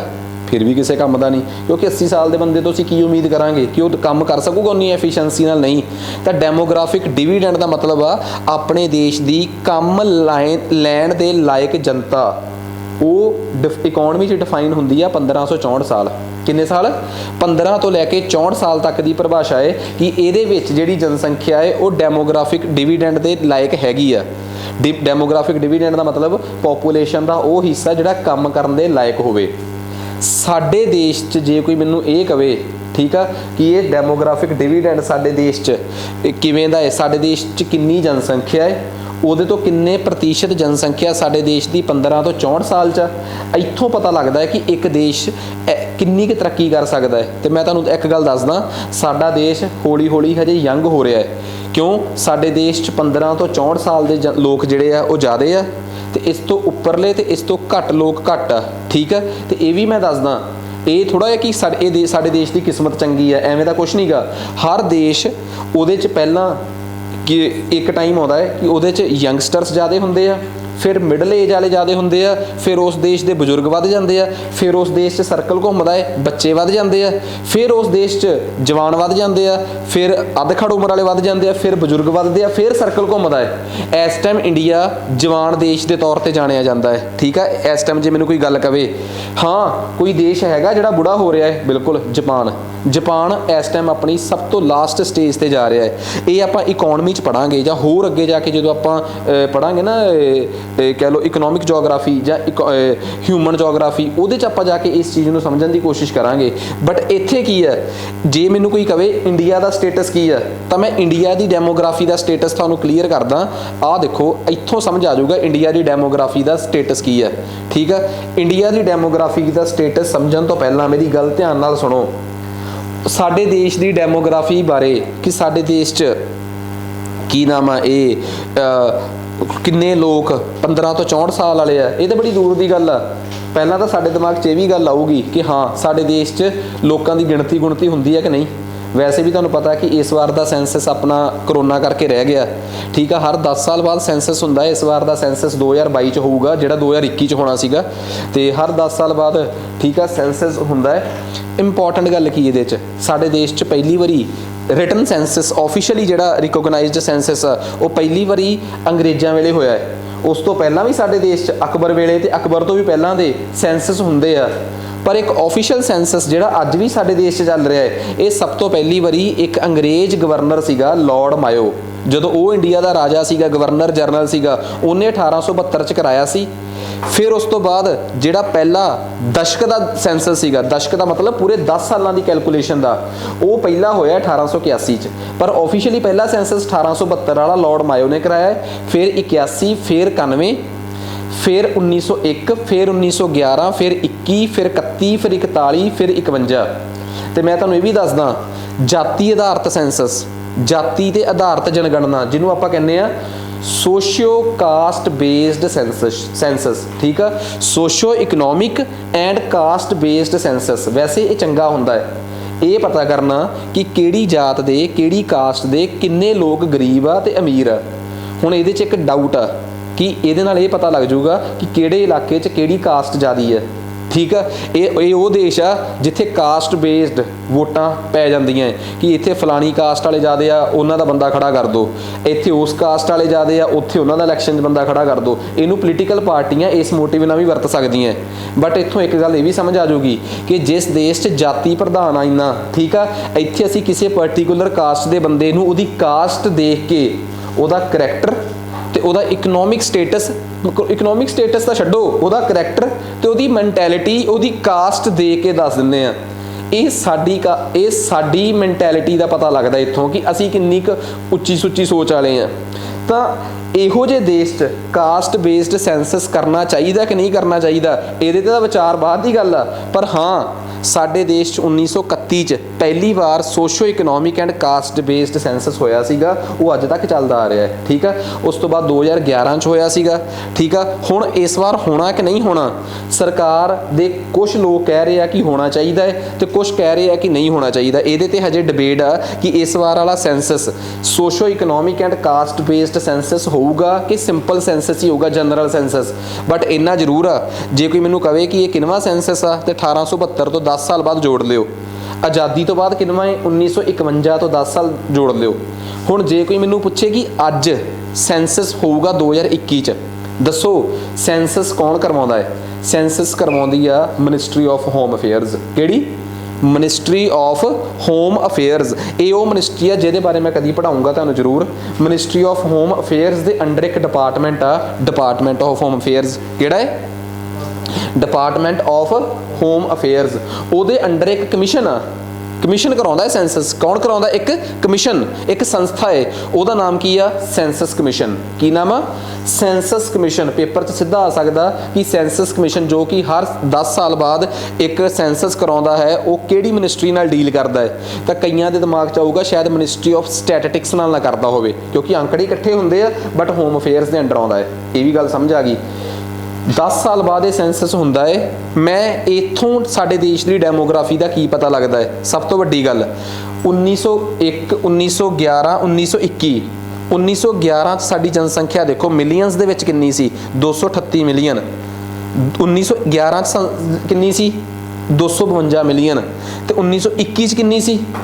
251 ਮਿਲੀਅਨ। ਤੇ 1911 'ਚ ਕਿੰਨੀ ਸੀ? 252 ਮਿਲੀਅਨ। ਇੱਕ ਗੱਲ ਬੜੀ ਇੰਟਰਸਟਿੰਗ ਸਮਝ ਆਈ ਸਾਨੂੰ ਕਿ ਅੱਜ ਤੱਕ ਇੱਕੋ ਹੀ ਡੈਕੇਡ ਇਹੋ ਜਾਏ, ਇੱਕੋ ਹੀ ਦਸ਼ਕ ਇਹੋ ਜਾਏ ਜਦੋਂ ਸਾਡੇ ਦੇਸ਼ 'ਚ ਡੈਮੋਗ੍ਰਾਫੀ ਘਟੀ ਸੀ, ਪੋਪੂਲੇਸ਼ਨ ਘਟੀ ਸੀ। ਉਹ ਕਿਹੜਾ ਦਸ਼ਕ ਆ ਭਲਾ? 11 ਤੋਂ 21 ਵਾਲਾ। ਬੜੇ ਕਾਰਨ ਆ, ਉਦੋਂ ਇੱਕ ਦੋ ਤਾਂ ਵੱਡੇ ਲੈਵਲ ਤੇ, ਮਾਸ ਲੈਵਲ ਤੇ ਪੈਂਡੈਮਿਕ ਫੈਲ ਗਿਆ ਸੀ। ਸਪੈਨਿਸ਼ ਫਲੂ ਵੀ ਸੀ, ਉਹਦਾ ਵੀ ਇੰਡੀਆ 'ਚ ਬਹੁਤ ਅਸਰ ਮਿਲਿਆ ਸੀ 1919 'ਚ। ਯਾਦ ਆ ਜਦੋਂ 2019 'ਚ ਭਾਣਾ ਵਾਪਰਿਆ ਸੀਗਾ ਕਰੋਨਾ ਵਾਲਾ 1920 'ਚ, ਉਦੋਂ ਕਹਿੰਦੇ ਸੀ ਇਹ 100 ਸਾਲ ਬਾਅਦ ਇਹ ਉਸੇ ਫਲੂ ਦਾ 100 ਸਾਲ 100 ਈਅਰ ਮਨਾਇਆ ਉਹਨੇ ਆ ਕੇ, ਠੀਕ ਆ। ਤੇ ਹੁਣ ਐਂ ਹੋਊਗਾ, ਉਦੋਂ ਵੀ ਇੰਨੀ ਦੁਨੀਆ ਖਤਮ ਹੋ ਗਈ ਸੀ, ਵਿਹਲੇ ਸੀ, ਜਦੋਂ ਪਕੌੜੇ ਪਕੂੜੇ ਖਾ ਕੇ ਦਿਨ ਵਿਹਲੇ ਹੋ ਜਾਂਦੇ ਸੀ, ਫਿਰ ਰਿਸਰਚ ਕਰਨ ਲੱਗ ਪੈਂਦੇ ਸੀ, ਠੀਕ ਆ। ਜਿੰਨਾ ਕੁ ਹੈਲਦੀ ਅਸੀਂ ਖਾਧਾ ਉਨੀ ਕੁ ਹੈਲਦੀ ਸਾਡੀ ਰਿਸਰਚ ਹੋਈ ਹੈ, ਠੀਕ ਆ। ਕਰੋਨਾ 'ਚ ਆਹੀ ਤੇ ਦੋ ਚੀਜ਼ਾਂ ਦੇਖੀਆਂ ਹੋਣੀਆਂ ਸੀ। ਤਾਂ ਕੁੱਲ ਮਿਲਾ ਕੇ ਸਾਨੂੰ ਇੱਕ ਗੱਲ ਤਾਂ ਸਮਝ ਆ ਗਈ ਕਿ ਇੱਕੋ ਡੈਕੇਡ ਆ ਇੰਡੀਆ ਦੇ ਇਤਿਹਾਸ ਦਾ 11 ਤੋਂ 21 ਵਾਲਾ, ਜਦੋਂ ਸਾਡੇ ਦੇਸ਼ 'ਚ ਨੈਗੇਟਿਵ ਪੋਪੂਲੇਸ਼ਨ ਗਰੋਥ ਦੇਖਣ ਨੂੰ ਮਿਲੀ। ਕਿਹੜੀ growth? Negative population growth. Population growth ਦੇਖੋ, ਇੱਕ ਗੱਲ ਦੱਸੋ, 100 ਤੋਂ ਜਨਤਾ ਵੱਧ ਕੇ 110 ਹੋ ਜੇ, ਤੁਸੀਂ ਕਿਹਾ ਪੋਪੂਲੇਸ਼ਨ ਗਰੋ ਕੀਤੀ ਹੈ। ਅਗਲੇ ਸਾਲ 110 ਤੋਂ ਵੱਧ ਕੇ 113 ਹੋ ਜਾਣ, ਤੁਸੀਂ ਕਹੋਗੇ ਹੋਈ ਤਾਂ ਗਰੋਥ ਇਸ ਵਾਰ ਵੀ ਆ, ਪਰ ਇਸ ਵਾਰ ਗਰੋਥ ਕੀ ਆ? ਸਲੋ। ਤੇ ਜੇ 113 ਤੋਂ ਪੋਪੂਲੇਸ਼ਨ ਘਟ ਕੇ 107 ਹੋ ਜੇ, ਉਹ ਹੁੰਦੀ ਹੈ ਨੈਗੇਟਿਵ ਗਰੋਥ। ਪਹਿਲਾਂ 100 ਤੋਂ 110, ਅਗਲੇ ਸਾਲ 112, ਪਹਿਲੇ ਸਾਲ 10 ਵਧੇ, ਅਗਲੇ ਸਾਲ 2 ਵਧੇ। 2 ਵਧੇ ਆਪਾਂ ਕਵਾਂਗੇ ਜ਼ਰੂਰ ਕਿ ਹੋਈ ਜ਼ਰੂਰ ਗਰੋਥ ਇਸ ਵਾਰ ਵੀ, ਪਰ ਇਸ ਵਾਰ ਪਹਿਲੇ ਹਿਸਾਬ ਨਾਲ ਨਹੀਂ ਹੋਈ ਗਰੋਥ। ਪਰ ਜੇ ਰੇਟ ਘਟ ਜੇ ਉਹਨੂੰ ਗਰੋਥ ਨਹੀਂ ਕਹਿੰਦੇ, ਉਹਨੂੰ ਕਹਿੰਦੇ ਨੈਗੇਟਿਵ ਗਰੋਥ। ਇੰਡੀਆ 'ਚ ਇੱਕੋ ਇੱਕ ਡੈਕੇਡ ਨੈਗੇਟਿਵ ਗਰੋਥ ਦਾ ਏ, ਤੇ ਕਿਹੜਾ ਡੈਕੇਡ ਆ? 11 ਤੋਂ 21 ਵਾਲਾ। ਆਹ ਦੇਖੋ, ਉਸ ਤੋਂ ਬਾਅਦ 51 ਤੋਂ 278, 318, 361, ਆ ਤੇ ਰੱਬ ਦੀ ਕਿਰਪਾ ਨਾਲ 2011 'ਚ 121 ਕਰੋੜ ਤੇ ਪਹੁੰਚ ਗਏ ਆਪਾਂ। ਠੀਕ ਹੈ, ਤਾਂ ਇਹ ਸਾਡੀ ਪੋਪੂਲੇਸ਼ਨ ਦਾ ਸਟੇਟਸ ਆ। ਹੁਣ 130 ਕਰੋੜ ਤੇ ਆ। ਹੁਣ ਤੁਸੀਂ ਹਿਸਾਬ ਲਾ ਕੇ ਦੇਖੋ, 2001 ਤੋਂ ਲੈ ਕੇ 2011 ਤੱਕ ਅਸੀਂ ਪੋਪੂਲੇਸ਼ਨ ਕਿੰਨੀ ਵਧੀ ਆ? ਤਕਰੀਬਨ 18। ਠੀਕ ਆ, ਤਾਂ ਆਪਣੇ ਕੋਲ 18 ਮਿਲੀਅਨ ਪੋਪੂਲੇਸ਼ਨ ਵਧੀ ਆ। ਤੇ ਸੋਚ ਕੇ ਦੇਖਿਓ, ਜੇ ਇਹੀ ਪੋਪੂਲੇਸ਼ਨ ਕਿੰਨੀ ਵਧੀ ਹੈ, ਸਹੀ 210 ਚੋਂ 28, ਜੋ ਵੀ ਕੈਲਕੂਲੇਸ਼ਨ ਕਰਕੇ ਦੇਖਿਓ, ਤਾਂ ਪਹਿਲਾਂ ਅਸੀਂ 1028 ਤੋਂ 1210 ਤੇ ਪਹੁੰਚੇ ਆ, ਤੇ ਇਸ ਵਾਰ ਅਸੀਂ 1210 ਤੋਂ 1300 ਤੇ ਪਹੁੰਚੇ ਆ। ਤੇ ਇਸ ਵਾਰ ਪੋਪੂਲੇਸ਼ਨ ਵਧੀ ਇਸ ਵਾਰ ਵੀ ਆ, ਬਟ ਇਹ ਗੱਲ ਬੜੀ ਕਲੀਅਰ ਆ ਕਿ ਜਿਹੜੀ ਇਸ ਵਾਰ ਪੋਪੂਲੇਸ਼ਨ ਵਧੀ ਆ ਨਾ, ਉਹ ਉਨੀ ਸਪੀਡ ਨਾਲ ਨਹੀਂ ਵਧੀ ਜਿੰਨੀ ਸਪੀਡ ਨਾਲ ਪਹਿਲਾਂ ਵਧੀ ਆ। ਇੱਥੋਂ ਇੱਥੇ ਵਧੀ ਆ ਪੋਪੂਲੇਸ਼ਨ ਆਈ ਥਿੰਕ 17% ਦੇ ਹਿਸਾਬ ਨਾਲ, ਅੱਗੇ ਵੀ ਵਧੀ ਆ 13% ਦੇ ਹਿਸਾਬ ਨਾਲ, ਅੱਗੇ ਵੀ ਵਧੂਗੀ, ਉਹ 8% ਦੇ ਹਿਸਾਬ ਨਾਲ ਵਧੂਗੀ। ਇਹਦਾ ਮਤਲਬ ਇੰਡੀਆ 'ਚ ਪੋਪੂਲੇਸ਼ਨ ਵੱਧ ਰਹੀ ਆ, ਬਟ ਉਹਦੇ ਵਧਣ ਦੀ ਸਪੀਡ ਲਗਾਤਾਰ ਘਟ ਰਹੀ ਆ। ਠੀਕ ਹੈ, ਪਰ ਉਹ ਕਿਹੜਾ ਸਾਲ ਆ? ਇੱਕੋ ਡੈਕੇਡ ਆ, ਇੱਕੋ ਦਸ਼ਕਾ, ਇੱਕੋ ਹੀ 10 ਈਅਰਸ ਨੇ ਜਦੋਂ ਪੋਪੂਲੇਸ਼ਨ ਵਧਣ ਦੀ ਬਜਾਏ ਘਟ ਗਈ ਸੀ। ਉਹ ਕਿਹੜਾ ਡੈਕੇਡ ਸੀ? 11 ਤੋਂ 21 ਵਾਲਾ। ਆ ਲਓ ਜੀ, ਠੀਕ ਆ। ਤਾਂ ਇਹ ਸਾਨੂੰ ਸਾਰੀ ਸਟੋਰੀ ਸਮਝ ਆ ਗਈ, ਤੇ ਇਸੇ ਤੋਂ ਹੀ ਨਿਕਲ ਕੇ ਆਇਆ ਅੱਗੇ ਕਿ ਇਹ ਮੈਂ ਤੁਹਾਨੂੰ ਪੂਰੀ ਸਟੋਰੀ ਦੱਸਦੀ ਕਿ ਬਈ ਹਾਂ, ਆਪਣੇ ਦੇਸ਼ 'ਚ ਕੀ ਨਾ ਉਹਦਾ ਡੈਮੋਗ੍ਰਾਫਿਕ ਡਿਵੀਡੈਂਡ ਕੀ ਹੁੰਦਾ ਹੈ। ਠੀਕ ਆ, ਕਿੰਨੇ ਸਾਲ ਤੋਂ ਕਿੰਨੇ ਸਾਲ ਤੱਕ ਹੁੰਦਾ ਹੈ। ਇਸ ਟਾਈਮ ਇੰਡੀਆ ਇੱਕ ਯੰਗ ਕੰਟਰੀ ਕਿਉਂ ਆ? ਕਿਉਂਕਿ ਇੰਡੀਆ ਦੀ ਇਸ ਟਾਈਮ 2021 ਚ 22 ਚੱਲ ਰਿਹਾ, 22 ਚ ਇੰਡੀਆ ਦੀ ਜਿਹੜੀ ਐਵਰੇਜ ਏਜ ਆ ਉਹ 26 ਕਿ 27 ਸਾਲ ਆ। ਮਤਲਬ ਇਹ ਆ ਕਿ ਇੰਡੀਆ ਇਸ ਟਾਈਮ ਆਪਣੀ ਯੰਗੈਸਟ ਸਟੇਜ ਤੇ ਆ। ਹਾਂ, ਇਸ ਟਾਈਮ ਜੇ ਅਸੀਂ ਆਪਣੇ ਲੋਕਾਂ ਨੂੰ ਕੰਮਕਾਰ ਸਿਖਾਈਏ ਨਾ, ਤਾਂ ਲੋਕ ਬਹੁਤ ਜ਼ਿਆਦਾ ਇੰਡੀਆ ਨੂੰ ਗਰੋ ਕਰਕੇ ਦੇ ਸਕਦੇ ਆ। ਜਾਪਾਨ ਦੇ ਵਿੱਚ ਇਸ ਟਾਈਮ ਲੋਕਾਂ ਨੂੰ ਕੰਮ ਸਿਖਾ ਕੇ ਕੋਈ ਬਹੁਤਾ ਫਾਇਦਾ ਨਹੀਂ ਹੋਣਾ। ਕਿਉਂ? ਉੱਥੇ ਬਜ਼ੁਰਗ ਬਹੁਤ ਆ, ਉਹ ਜਿੰਨੀ ਆਊਟਪੁੱਟ ਨਿਕਲ ਸਕਦੀ ਆ ਉਨੀ ਕੱਢਣਗੇ। ਹੁਣ ਉਸ ਤੋਂ ਬਾਅਦ ਤਾਂ ਉਮਰ ਦਾ ਵੀ ਇੱਕ ਹਿਸਾਬ ਹੁੰਦਾ ਹੈ। ਠੀਕ ਆ, ਉਮਰ ਦਾ ਵੀ ਇੱਕ ਤਕਾਜ਼ਾ ਹੁੰਦਾ ਹੈ। ਇੰਡੀਆ 'ਚ ਇਹ ਗੱਲ ਆ ਕਿ ਇੰਡੀਆ ਇਸ ਟਾਈਮ ਕਾਫੀ ਡੈਮੋਗ੍ਰਾਫਿਕਲੀ ਡਿਵੀਡੈਂਡ ਕਮਾ ਸਕਦਾ ਹੈ, ਲਾਭ 'ਚ ਰਹਿ ਸਕਦਾ ਜੇ ਇੰਡੀਆ ਆਪਣੇ ਲੋਕਾਂ ਨੂੰ ਸਕਿੱਲ ਡਿਵੈਲਪਮੈਂਟ ਸਿਖਾਵੇ। ਤਾਂ ਇਹ ਤਾਂ ਹੋ ਗਿਆ ਅੰਗਰੇਜ਼ਾਂ ਦੇ ਵੇਲੇ ਐਗਰੀਕਲਚਰ, ਦੂਜਾ ਕਿਹੜਾ ਮੈਨੂਫੈਕਚਰਿੰਗ ਜਾਂ ਇੰਡਸਟਰੀ, ਤੀਜਾ ਕਿਹੜਾ ਸਰਵਿਸ ਤੇ ਡੈਮੋਗ੍ਰਾਫਿਕ ਡਿਵੀਡੈਂਡ, ਤੇ ਚੌਥੇ ਨੰਬਰ ਤੇ ਆ ਗਿਆ ਇਨਫਰਾਸਟ੍ਰਕਚਰ। ਇਨਫਰਾਸਟ੍ਰਕਚਰ ਦੇਖੋ ਕੀ ਆਊਗਾ? ਬਿਲਡਿੰਗਾਂ, ਸੜਕਾਂ ਤੇ ਰੇਲਵੇ। 100 ਗੱਲਾਂ ਦੀ ਇੱਕੋ ਗੱਲ ਦੱਸ ਦਿੰਦਾ, ਅੰਗਰੇਜ਼ਾਂ ਨੇ ਹਰ ਇੱਕ ਉਸ ਜਗ੍ਹਾ ਤੇ ਸੜਕ ਤੇ ਰੇਲਵੇ ਬਣਾਈ ਜਿੱਥੋਂ ਉਹਨਾਂ ਨੇ ਰॉ ਮਟੀਰੀਅਲ ਲੈ ਕੇ ਆਉਣਾ ਸੀ। ਠੀਕ ਆ, ਹਾਂ, ਰॉ ਮਟੀਰੀਅਲ ਵਾਸਤੇ ਇੰਡੀਆ 'ਚ ਰੇਲ 1830-40 'ਚ ਚੱਲ ਪਈ, ਤੇ ਬੰਦੇ ਢਾਉਣ ਵਾਸਤੇ ਟ੍ਰੇਨ 1853 'ਚ ਪਹਿਲੀ ਵਾਰ ਬੰਬੇ ਤੋਂ ਠਾਣੇ ਚੱਲੀ ਹੈ। ਇਹਦਾ ਮਤਲਬ ਤੁਸੀਂ ਰॉ ਮਟੀਰੀਅਲ ਇਕੱਠਾ ਕਰਨਾ ਹੈ, ਉਹਦੇ ਵਾਸਤੇ ਟ੍ਰੇਨ ਪਹਿਲਾਂ ਚਲਾਈ। ਇਟ ਮੀਨਸ ਤੁਹਾਡੀ ਪਹਿਲੀ ਤਰਜੀਹ ਲੋਕਾਂ ਦੀ ਸਹੂਲਤ ਤਾਂ ਰਹੀ ਨਹੀਂ ਹੋਊਗੀ ਕਦੇ ਵੀ। ਸੜਕਾਂ ਤੇ ਰੇਲਵੇ, ਇਹ ਇੰਡੀਆ ਨੂੰ ਸਿਰਫ ਇੱਕੋ ਪਰਪਸ ਨਾਲ ਕਨੈਕਟ ਕੀਤਾ ਗਿਆ ਕਿ ਇੱਕ ਤਾਂ ਸਾਡੀ ਸੈਨਾ ਜਲਦੀ ਮੂਵ ਕਰ ਸਕੇ। ਜੇ ਕਿਸੇ ਇੰਡੀਆ ਦੇ ਕਿਸੇ ਇੱਕ ਇਲਾਕੇ 'ਚ ਲੋਕ ਵਿਦਰੋਹ ਕਰ ਦੇਣ ਤਾਂ ਅਸੀਂ ਦੂਜੇ ਇਲਾਕੇ 'ਚੋਂ ਆਪਣੀ ਸੈਨਾ ਨੂੰ ਉੱਧਰ ਮੂਵ ਕਰਾ ਸਕੀਏ। ਇੱਕ ਇਹ ਕੰਮ। ਇੰਡੀਆ ਦੇ ਇੰਟੀਰੀਅਰ 'ਚੋਂ ਰॉ ਮਟੀਰੀਅਲ ਸਮੁੰਦਰ ਦੇ ਕੰਢਿਆਂ ਤੱਕ ਪਹੁੰਚ ਸਕੇ ਤੇ ਉੱਥੋਂ ਜਹਾਜ਼ਾਂ 'ਚ ਲੱਦ ਕੇ ਬਾਹਰ ਜਾ ਸਕੇ, ਇਹ ਦੂਸਰਾ ਕਾਰਨ ਸੀ। ਇਸ ਤੋਂ ਬਿਨਾਂ ਕੋਈ ਵੀ ਇੰਟੈਂਸ਼ਨ ਨਹੀਂ ਸੀਗੀ ਕਿ ਉਹ ਇੰਡੀਆ 'ਚ ਕਿਸੇ ਤਰੀਕੇ ਦੀ ਕੋਈ ਇਨਫਰਾਸਟ੍ਰਕਚਰ ਡਿਵੈਲਪਮੈਂਟ ਕਰਨਾ ਚਾਹੁੰਦੇ ਸੀ। ਤੁਹਾਨੂੰ ਇਹ ਵੀ ਦੱਸਿਆ ਕਿ ਇੰਡੀਆ 'ਚ ਲਾਰਡ ਡਲਹੌਜ਼ੀ ਦੇ ਵੇਲੇ 1853 'ਚ ਬੰਬੇ ਤੋਂ ਠਾਣੇ ਟ੍ਰੇਨ ਚੱਲੀ ਆ। ਟ੍ਰੇਨ, ਰੇਲਵੇ ਹੋ ਜੇ ਚਾਹੇ ਰੋਡਸ ਹੋ ਜਾਣ, ਉਹਨਾਂ ਦੇ ਚੱਲਣ ਦਾ ਪਰਪਸ ਹੀ ਸਾਨੂੰ ਸਮਝ ਆ ਗਿਆ ਕਿ ਬੇਸਿਕਲੀ ਉਹ ਕਿਉਂ ਇੰਡੀਆ 'ਚ ਚਲਾਈਆਂ ਗਈਆਂ। ਫਿਰ ਇੰਡੀਆ 'ਚ ਟੈਲੀਗ੍ਰਾਫ ਸਰਵਿਸ, ਟੈਲੀਗ੍ਰਾਫ ਸਮਝਦੇ ਹੋ? ਅੱਜ ਜਿਹੜਾ ਫੋਨ ਆ, ਇਹ ਸਰਵਿਸ ਵੀ 1854 'ਚ ਸ਼ੁਰੂ ਕੀਤੀ ਗਈ। ਮਕਸਦ ਇਹ ਥੋੜਾ ਸੀਗਾ ਕਿ ਇੰਡੀਅਨ ਜਿਹੜੇ ਆ ਫੋਨ ਤੇ ਗੱਲ ਕਰ ਸਕਣ, ਇਹਨਾਂ ਨੂੰ ਤਾਂ ਫੋਨ ਨਸੀਬ ਹੀ ਨਹੀਂ ਹੋਇਆ ਅੰਗਰੇਜ਼ਾਂ ਦੇ ਵੇਲੇ। ਅਸਲ 'ਚ ਸਿਰਫ ਇਸ ਕਰਕੇ ਕਿ ਘੱਟੋ ਘੱਟ ਜੇ ਕੱਲ੍ਹ ਨੂੰ ਕਿਸੇ ਵੀ ਜਗ੍ਹਾ ਤੇ ਸਾਨੂੰ ਲੋੜ ਪੈ ਜਾਂਦੀ ਆ ਤੇ ਸਾਡੇ ਕੋਲ ਟੈਲੀਗ੍ਰਾਫ ਸਰਵਿਸ ਹੈਗੀ ਆ। ਆਪਣੇ ਸੁਨੇਹੇ, ਆਪਣੇ ਮੈਸੇजेस ਇੱਕ ਜਗ੍ਹਾ ਤੋਂ ਦੂਜੀ ਜਗ੍ਹਾ ਤੇ ਸ਼ਾਰਟ ਟਾਈਮ 'ਚ ਪਹੁੰਚਾ ਸਕਿਆ ਜਾਵੇ, ਇਸ ਕਰਕੇ ਟੈਲੀਗ੍ਰਾਫ ਸਰਵਿਸ ਜਿਹੜੀ ਸੀ ਉਹਨੂੰ ਸ਼ੁਰੂ ਕੀਤਾ ਗਿਆ ਸੀਗਾ। ਠੀਕ ਆ, ਹੋਰ ਇੰਡੀਆ 'ਚ ਇਨਫਰਾਸਟ੍ਰਕਚਰ ਡਿਵੈਲਪ ਕਰਨਾ ਕੋਈ ਬਹੁਤ ਵੱਡੀ ਉਹ ਨਹੀਂ ਸੀ। ਉਹਨਾਂ ਦੇ ਇੰਡੀਆ ਦੇ ਵਿੱਚ ਬਹੁਤ ਸਾਰੇ ਅੰਗਰੇਜ਼ ਵੀ ਰਹਿਣੋਂ ਆ ਗਏ ਸੀ ਬਾਹਰੋਂ। ਕਿਉਂ? ਜਿਹੜੇ ਅੰਗਰੇਜ਼ ਨੂੰ ਲੱਗਦਾ ਸੀਗਾ ਕਿ ਸਾਡੀ ਇੰਡੀਆ 'ਚ ਸਰਕਾਰ ਆ, ਉੱਥੇ ਜੇ ਅਸੀਂ ਜਾ ਕੇ ਫੈਕਟਰੀ ਲਵਾਂਗੇ ਸਾਨੂੰ ਸਹੂਲਤਾਂ ਜ਼ਿਆਦੀਆਂ, ਇੰਡੀਅਨਸ ਨੂੰ ਘੱਟ ਆ, ਤਾਂ ਬਹੁਤ ਸਾਰੇ ਅੰਗਰੇਜ਼ ਇੰਡੀਆ 'ਚ ਮੂਵ ਕਰ ਗਏ ਸੀ।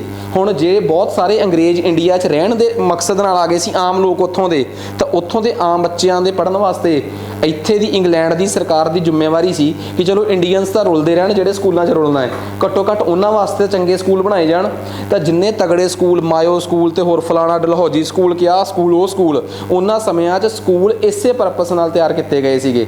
ਠੀਕ ਆ, ਸਕੂਲ ਕਾਲਜ ਇਸ ਪਰਪਸ ਨਾਲ ਬਣਾਏ ਗਏ। ਸੜਕਾਂ ਤੇ ਰੇਲਵੇਜ਼ ਉਹਦਾ ਇੰਟੈਂਸ਼ਨਸ ਕੁਝ ਹੋਰ ਰਹੀਆਂ ਹੋਣਗੀਆਂ, ਸਾਰਾ ਕੁਝ ਮੈਂ ਤੁਹਾਨੂੰ ਕਲੀਅਰ ਕਰਤਾ। ਠੀਕ ਆ, ਇਹ ਤਾਂ ਸੀ ਅੰਗਰੇਜ਼ਾਂ ਦੇ ਵੇਲੇ ਸਾਡੇ ਦੇਸ਼ ਦੀ ਇਕਨੋਮੀ। ਉਹਨਾਂ ਨੇ ਸਾਡੇ ਦੇਸ਼ ਦੀ ਇਕਨੋਮੀ ਦਾ ਕਿਵੇਂ ਨਾਸ ਮਾਰਿਆ। ਗੱਲ ਕਰਦੇ ਹਾਂ ਹੁਣ ਜਦੋਂ ਇੰਡੀਆ ਆਜ਼ਾਦ ਹੋਣ ਲੱਗਾ, ਇੰਡੀਆ ਨੂੰ ਆਪਣੀ ਆਜ਼ਾਦੀ ਦਾ ਅਹਿਸਾਸ 1930 'ਚ ਹੋ ਗਿਆ ਸੀਗਾ।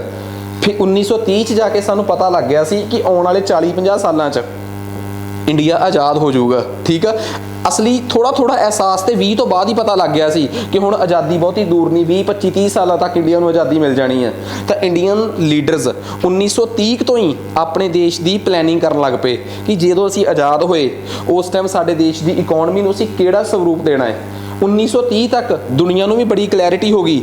1930 ਤੱਕ ਲੋਕਾਂ ਨੇ 1776 ਦਾ ਐਡਮ ਸਮਿਥ ਦਾ ਕੈਪੀਟਲਿਸਟਿਕ ਮਾਡਲ ਵੀ ਦੇਖ ਲਿਆ, 1850-60 'ਚ ਆਇਆ ਕਾਰਲ ਮਾਰਕਸ ਦਾ ਕਮਿਊਨਿਸਟਿਕ ਮਾਡਲ ਵੀ ਦੇਖ ਲਿਆ, ਤੇ ਜੌਨ ਕੇਨਸ ਦਾ 1925 ਤੋਂ ਲੈ ਕੇ 1930 'ਚ ਆਇਆ ਮਿਕਸਡ ਇਕਨੋਮੀ ਦਾ ਮਾਡਲ ਵੀ ਦੇਖ ਲਿਆ। ਤਾਂ ਹੁਣ 3 ਮਾਡਲ ਇੰਡੀਅਨਸ ਦੇ ਸਾਹਮਣੇ ਸੀਗੇ। ਆ ਤਿੰਨੇ ਮਾਡਲ ਜਿਹੜੇ ਆ ਉਹ ਮੈਂ ਤੁਹਾਨੂੰ ਐਕਸਪਲੇਨ ਕਰਤੇ ਕਿ ਪ੍ਰਾਪਰਟੀ ਦਾ ਮਾਲਕ ਕੌਣ ਹੁੰਦਾ ਹੈ, ਪ੍ਰਾਈਸ ਕੌਣ ਤੈਅ ਕਰਦਾ ਹੈ, ਪ੍ਰੋਡਕਸ਼ਨ ਕਰਨ ਦਾ ਮੋਟਿਵ ਕੀ ਆ, ਤੇ ਸਰਕਾਰ ਦਾ ਕੀ ਰੋਲ ਹੁੰਦਾ ਹੈ। ਠੀਕ ਆ, ਤਿੰਨਾਂ ਮਾਡਲਸ 'ਚ ਕਿਹੜੇ 3 ਮਾਡਲ ਆ, ਕੈਪੀਟਲਿਸਟਿਕ, ਸੋਸ਼ਲਿਸਟਿਕ ਤੇ ਮਿਕਸਡ। ਤਾਂ ਇਹ ਤਿੰਨੇ ਮਾਡਲ ਮੈਂ ਆਲਰੇਡੀ ਤੁਹਾਨੂੰ ਪੜ੍ਹਾ ਚੁੱਕਿਆ। ਠੀਕ ਆ, ਤਿੰਨੇ ਮਾਡਲ ਆਪਾਂ ਡਿਸਕਸ ਕਰੇ ਹੋਏ ਆ, ਕੱਲ ਆਪਾਂ ਇਸੇ ਤੇ ਸਾਰਾ ਲੈਕਚਰ ਲਾਇਆ ਸੀਗਾ। ਇਹਨਾਂ 3 ਮਾਡਲਸ ਇੰਡੀਅਨਸ ਦੇ ਸਾਹਮਣੇ ਸੀ। ਕੰਪੀਟੀਸ਼ਨ ਹੁੰਦਾ ਕਿ ਨਹੀਂ ਹੁੰਦਾ? ਦੇਖੇ, ਜਿੱਥੇ ਸਾਰਾ ਕੁਝ ਸਰਕਾਰ ਦੇ ਹੱਥ 'ਚ ਆ, ਕੋਈ ਕੰਪੀਟੀਸ਼ਨ ਹੋਊਗਾ ਨਹੀਂ। ਕੈਪੀਟਲਿਜ਼ਮ ਦੇ ਵਿੱਚ ਬਿਲਕੁਲ ਹੋਊਗਾ, ਕਿਉਂ? ਸਾਰਾ ਕੁਝ ਸਰਕਾਰ ਦੇ ਹੱਥ 'ਚ ਨਹੀਂ ਗਾ, ਸਾਰਾ ਕੁਝ ਪ੍ਰਾਈਵੇਟ ਪਲੇਅਰਸ ਦੇ ਹੱਥ 'ਚ ਆ।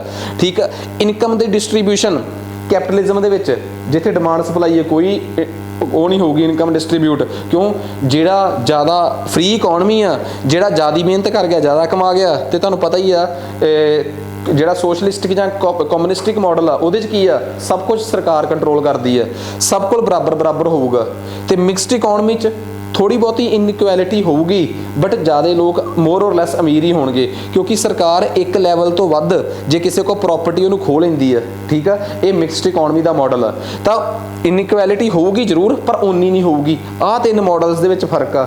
ਤੇ ਕੱਲ ਮੈਨੂੰ ਲੱਗਦਾ ਇਸੇ ਫਰਕ ਨੂੰ ਹੀ ਮੈਨੂੰ ਸਮਝਾਉਂਦੇ ਇਸ ਨੂੰ ਕਾਫੀ ਟਾਈਮ ਹੋ ਕਲੀਅਰ ਕੀਤਾ ਮੈਂ। ਠੀਕ ਆ, ਨੈਕਸਟ ਹੁਣ ਆ ਜਾਓ ਇੰਡੀਅਨ ਇਕਨੋਮੀ ਤੇ, ਕਿ ਇੰਡੀਆ ਦੀ ਇਕਨੋਮੀ ਜਿਹੜੀ ਆ ਉਹ ਕਿਸ ਪ੍ਰਕਾਰ ਦੀ ਆ, ਕਿ ਕੀ ਇੰਡੀਆ ਦੀ ਇਕਨੋਮੀ ਕੈਪੀਟਲਿਸਟਿਕ ਆ, ਠੀਕ ਆ, ਕਮਿਊਨਿਸਟਿਕ ਆ, ਕਿ ਇੰਡੀਆ ਦੀ ਇਕਨੋਮੀ ਮਿਕਸਡ ਇਕਨੋਮੀ ਆ। ਤੇ ਜਿਹੜੀ ਜੀ ਇੰਡੀਆ ਦੀ ਇਕਨੋਮੀ ਹੈਗੀ ਆ ਉਹੋ ਜੀ ਕਿਉਂ ਆ, ਇਹ ਸਭ ਤੋਂ ਵੱਡਾ ਸਵਾਲ। ਦੇਖੋ ਇੱਕ ਗੱਲ ਪਤਾ ਕੀ ਹੁੰਦੀ ਹੈ, ਦੇਖੋ ਇੱਕ ਬੜੀ ਕਲੀਅਰ ਜੀ ਗੱਲ ਆ, ਇਤਿਹਾਸ ਦਾ ਕੋਈ ਵੀ ਪੰਨਾ ਖੋਲ ਕੇ ਦੇਖ ਲਓ। ਠੀਕ ਆ, ਕਿਸੇ ਵੀ ਸਮੇਂ ਤੇ ਜਿਹੜੇ ਵੀ ਲੋਕ ਇਸ ਦੇਸ਼ ਨੂੰ ਜਾਂ ਸਮਾਜ ਨੂੰ ਸੁਧਾਰਨ ਆਏ ਆ, ਉਹਨਾਂ ਨੇ ਪਤਾ ਕਿਹੜੀ ਚੀਜ਼ 'ਚ ਸੁਧਾਰ ਕੀਤਾ ਹੈ, ਜਿਹੜੀ ਉਸ ਸਮੇਂ ਦੀ ਸਭ ਤੋਂ ਵੱਡੀ ਸਮੱਸਿਆ ਸੀ। ਇਸਲਾਮ ਨੂੰ ਸਮਝ ਕੇ ਦੇਖਿਓ। ਇਸਲਾਮ 'ਚ ਮੁਹੰਮਦ ਸਾਹਿਬ 7ਵੀਂ ਸਦੀ 'ਚ ਅਰਬ ਦੇ ਇਲਾਕੇ 'ਚ ਉਹਨਾਂ ਦਾ ਜਨਮ ਹੁੰਦਾ ਹੈ, ਤੇ ਉਹਨਾਂ ਦੀ ਸਭ ਤੋਂ ਵੱਡੀ ਇੰਟੈਂਸ਼ਨਸ ਪਤਾ ਕੀ ਸੀਗੀਆਂ, ਕਿ ਬਈ ਸਭ ਤੋਂ ਵੱਡਾ ਪਾਪ ਉਹਨਾਂ ਦੇ ਅਕੋਰਡਿੰਗ ਜਾਂ ਉਹਨਾਂ ਨੂੰ ਜੋ ਲੱਗਦਾ ਸੀਗਾ ਉਹ ਸੀਗਾ ਵਿਆਜ।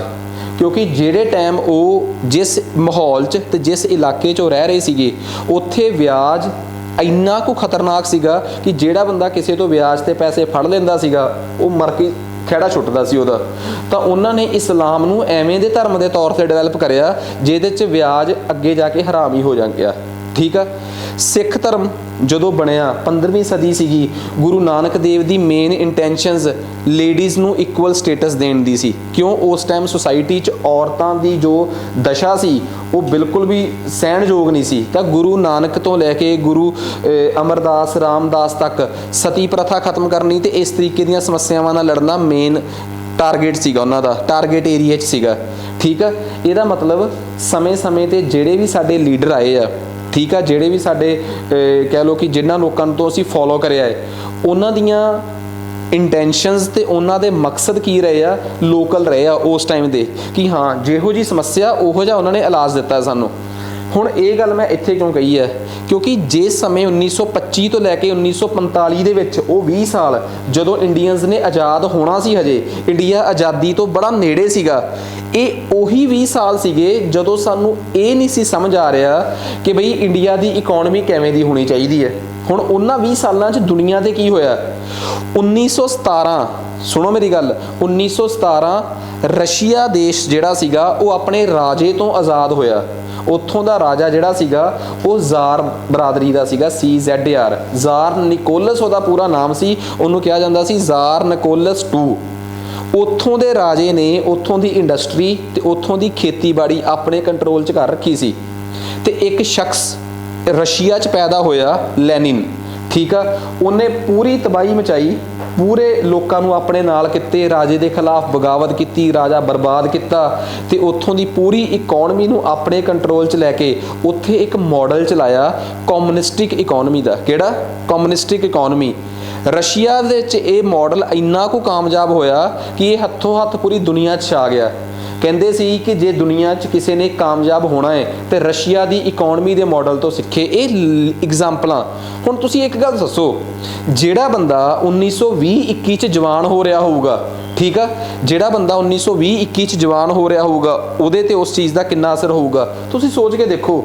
ਜਿਹੜਾ ਸ਼ਖਸ, ਠੀਕ ਆ, ਮੰਨ ਲਓ ਹੁਣ ਮੈਨੂੰ ਨਹੀਂ ਪਤਾ ਕਿ ਕੱਲ ਕੀ ਹੋਊਗਾ, ਕੱਲ ਝਾੜੂ ਵਾਲਿਆਂ ਦੀ ਜਾਂ ਪਰਸੋਂ ਝਾੜੂ ਵਾਲਿਆਂ ਦੀ ਸਰਕਾਰ ਬਣ ਜੇ, ਜਿਹਨੂੰ 2017 ਦੇ ਇਲੈਕਸ਼ਨਾਂ 'ਚ ਸੁਰਤ ਵੀ ਨਹੀਂ ਸੀ, ਠੀਕ ਆ, ਜਿਹਨੂੰ 2017 ਦੇ ਇਲੈਕਸ਼ਨਾਂ 'ਚ ਕੁਝ ਵੀ ਨਹੀਂ ਸੀ ਪਤਾ ਕਿ ਪੋਲਿਟਿਕਸ ਕੀ ਹੁੰਦੀ ਹੈ, ਤੇ 2022 'ਚ ਉਹ ਨਵਾਂ ਜਵਾਨ ਹੋਇਆ ਹਜੇ, ਜਿਹੜੇ ਆਪਣੇ ਜਿਹੜੀ ਜਨਰੇਸ਼ਨ 2017 'ਚ ਜਿਨ੍ਹਾਂ ਨੂੰ ਪਤਾ ਹੀ ਨਹੀਂ ਸੀ ਕਿ ਵੋਟ ਪਾਉਣੀ ਆ ਕਿ ਵੋਟ ਨਹੀਂ ਪਾਉਣੀ, ਕਈ ਵੈਰਾਈਟੀਆਂ ਇਹੋ ਜਿਹੀ ਟੱਕਰਨਗੀਆਂ, ਤੇ 2022 ਦੇ ਇਲੈਕਸ਼ਨਸ 'ਚ ਲੋਕਾਂ ਨੂੰ ਮੱਤਾ ਦਿੰਦੇ ਫਿਰਦੇ ਆ ਕਿ ਇਸ ਵਾਰ ਤਾਂ ਝਾੜੂ ਵਾਲਿਆਂ ਦੀ ਸਰਕਾਰ ਬਣਾਈ ਦੇਣੀ ਆ, ਠੀਕ ਆ।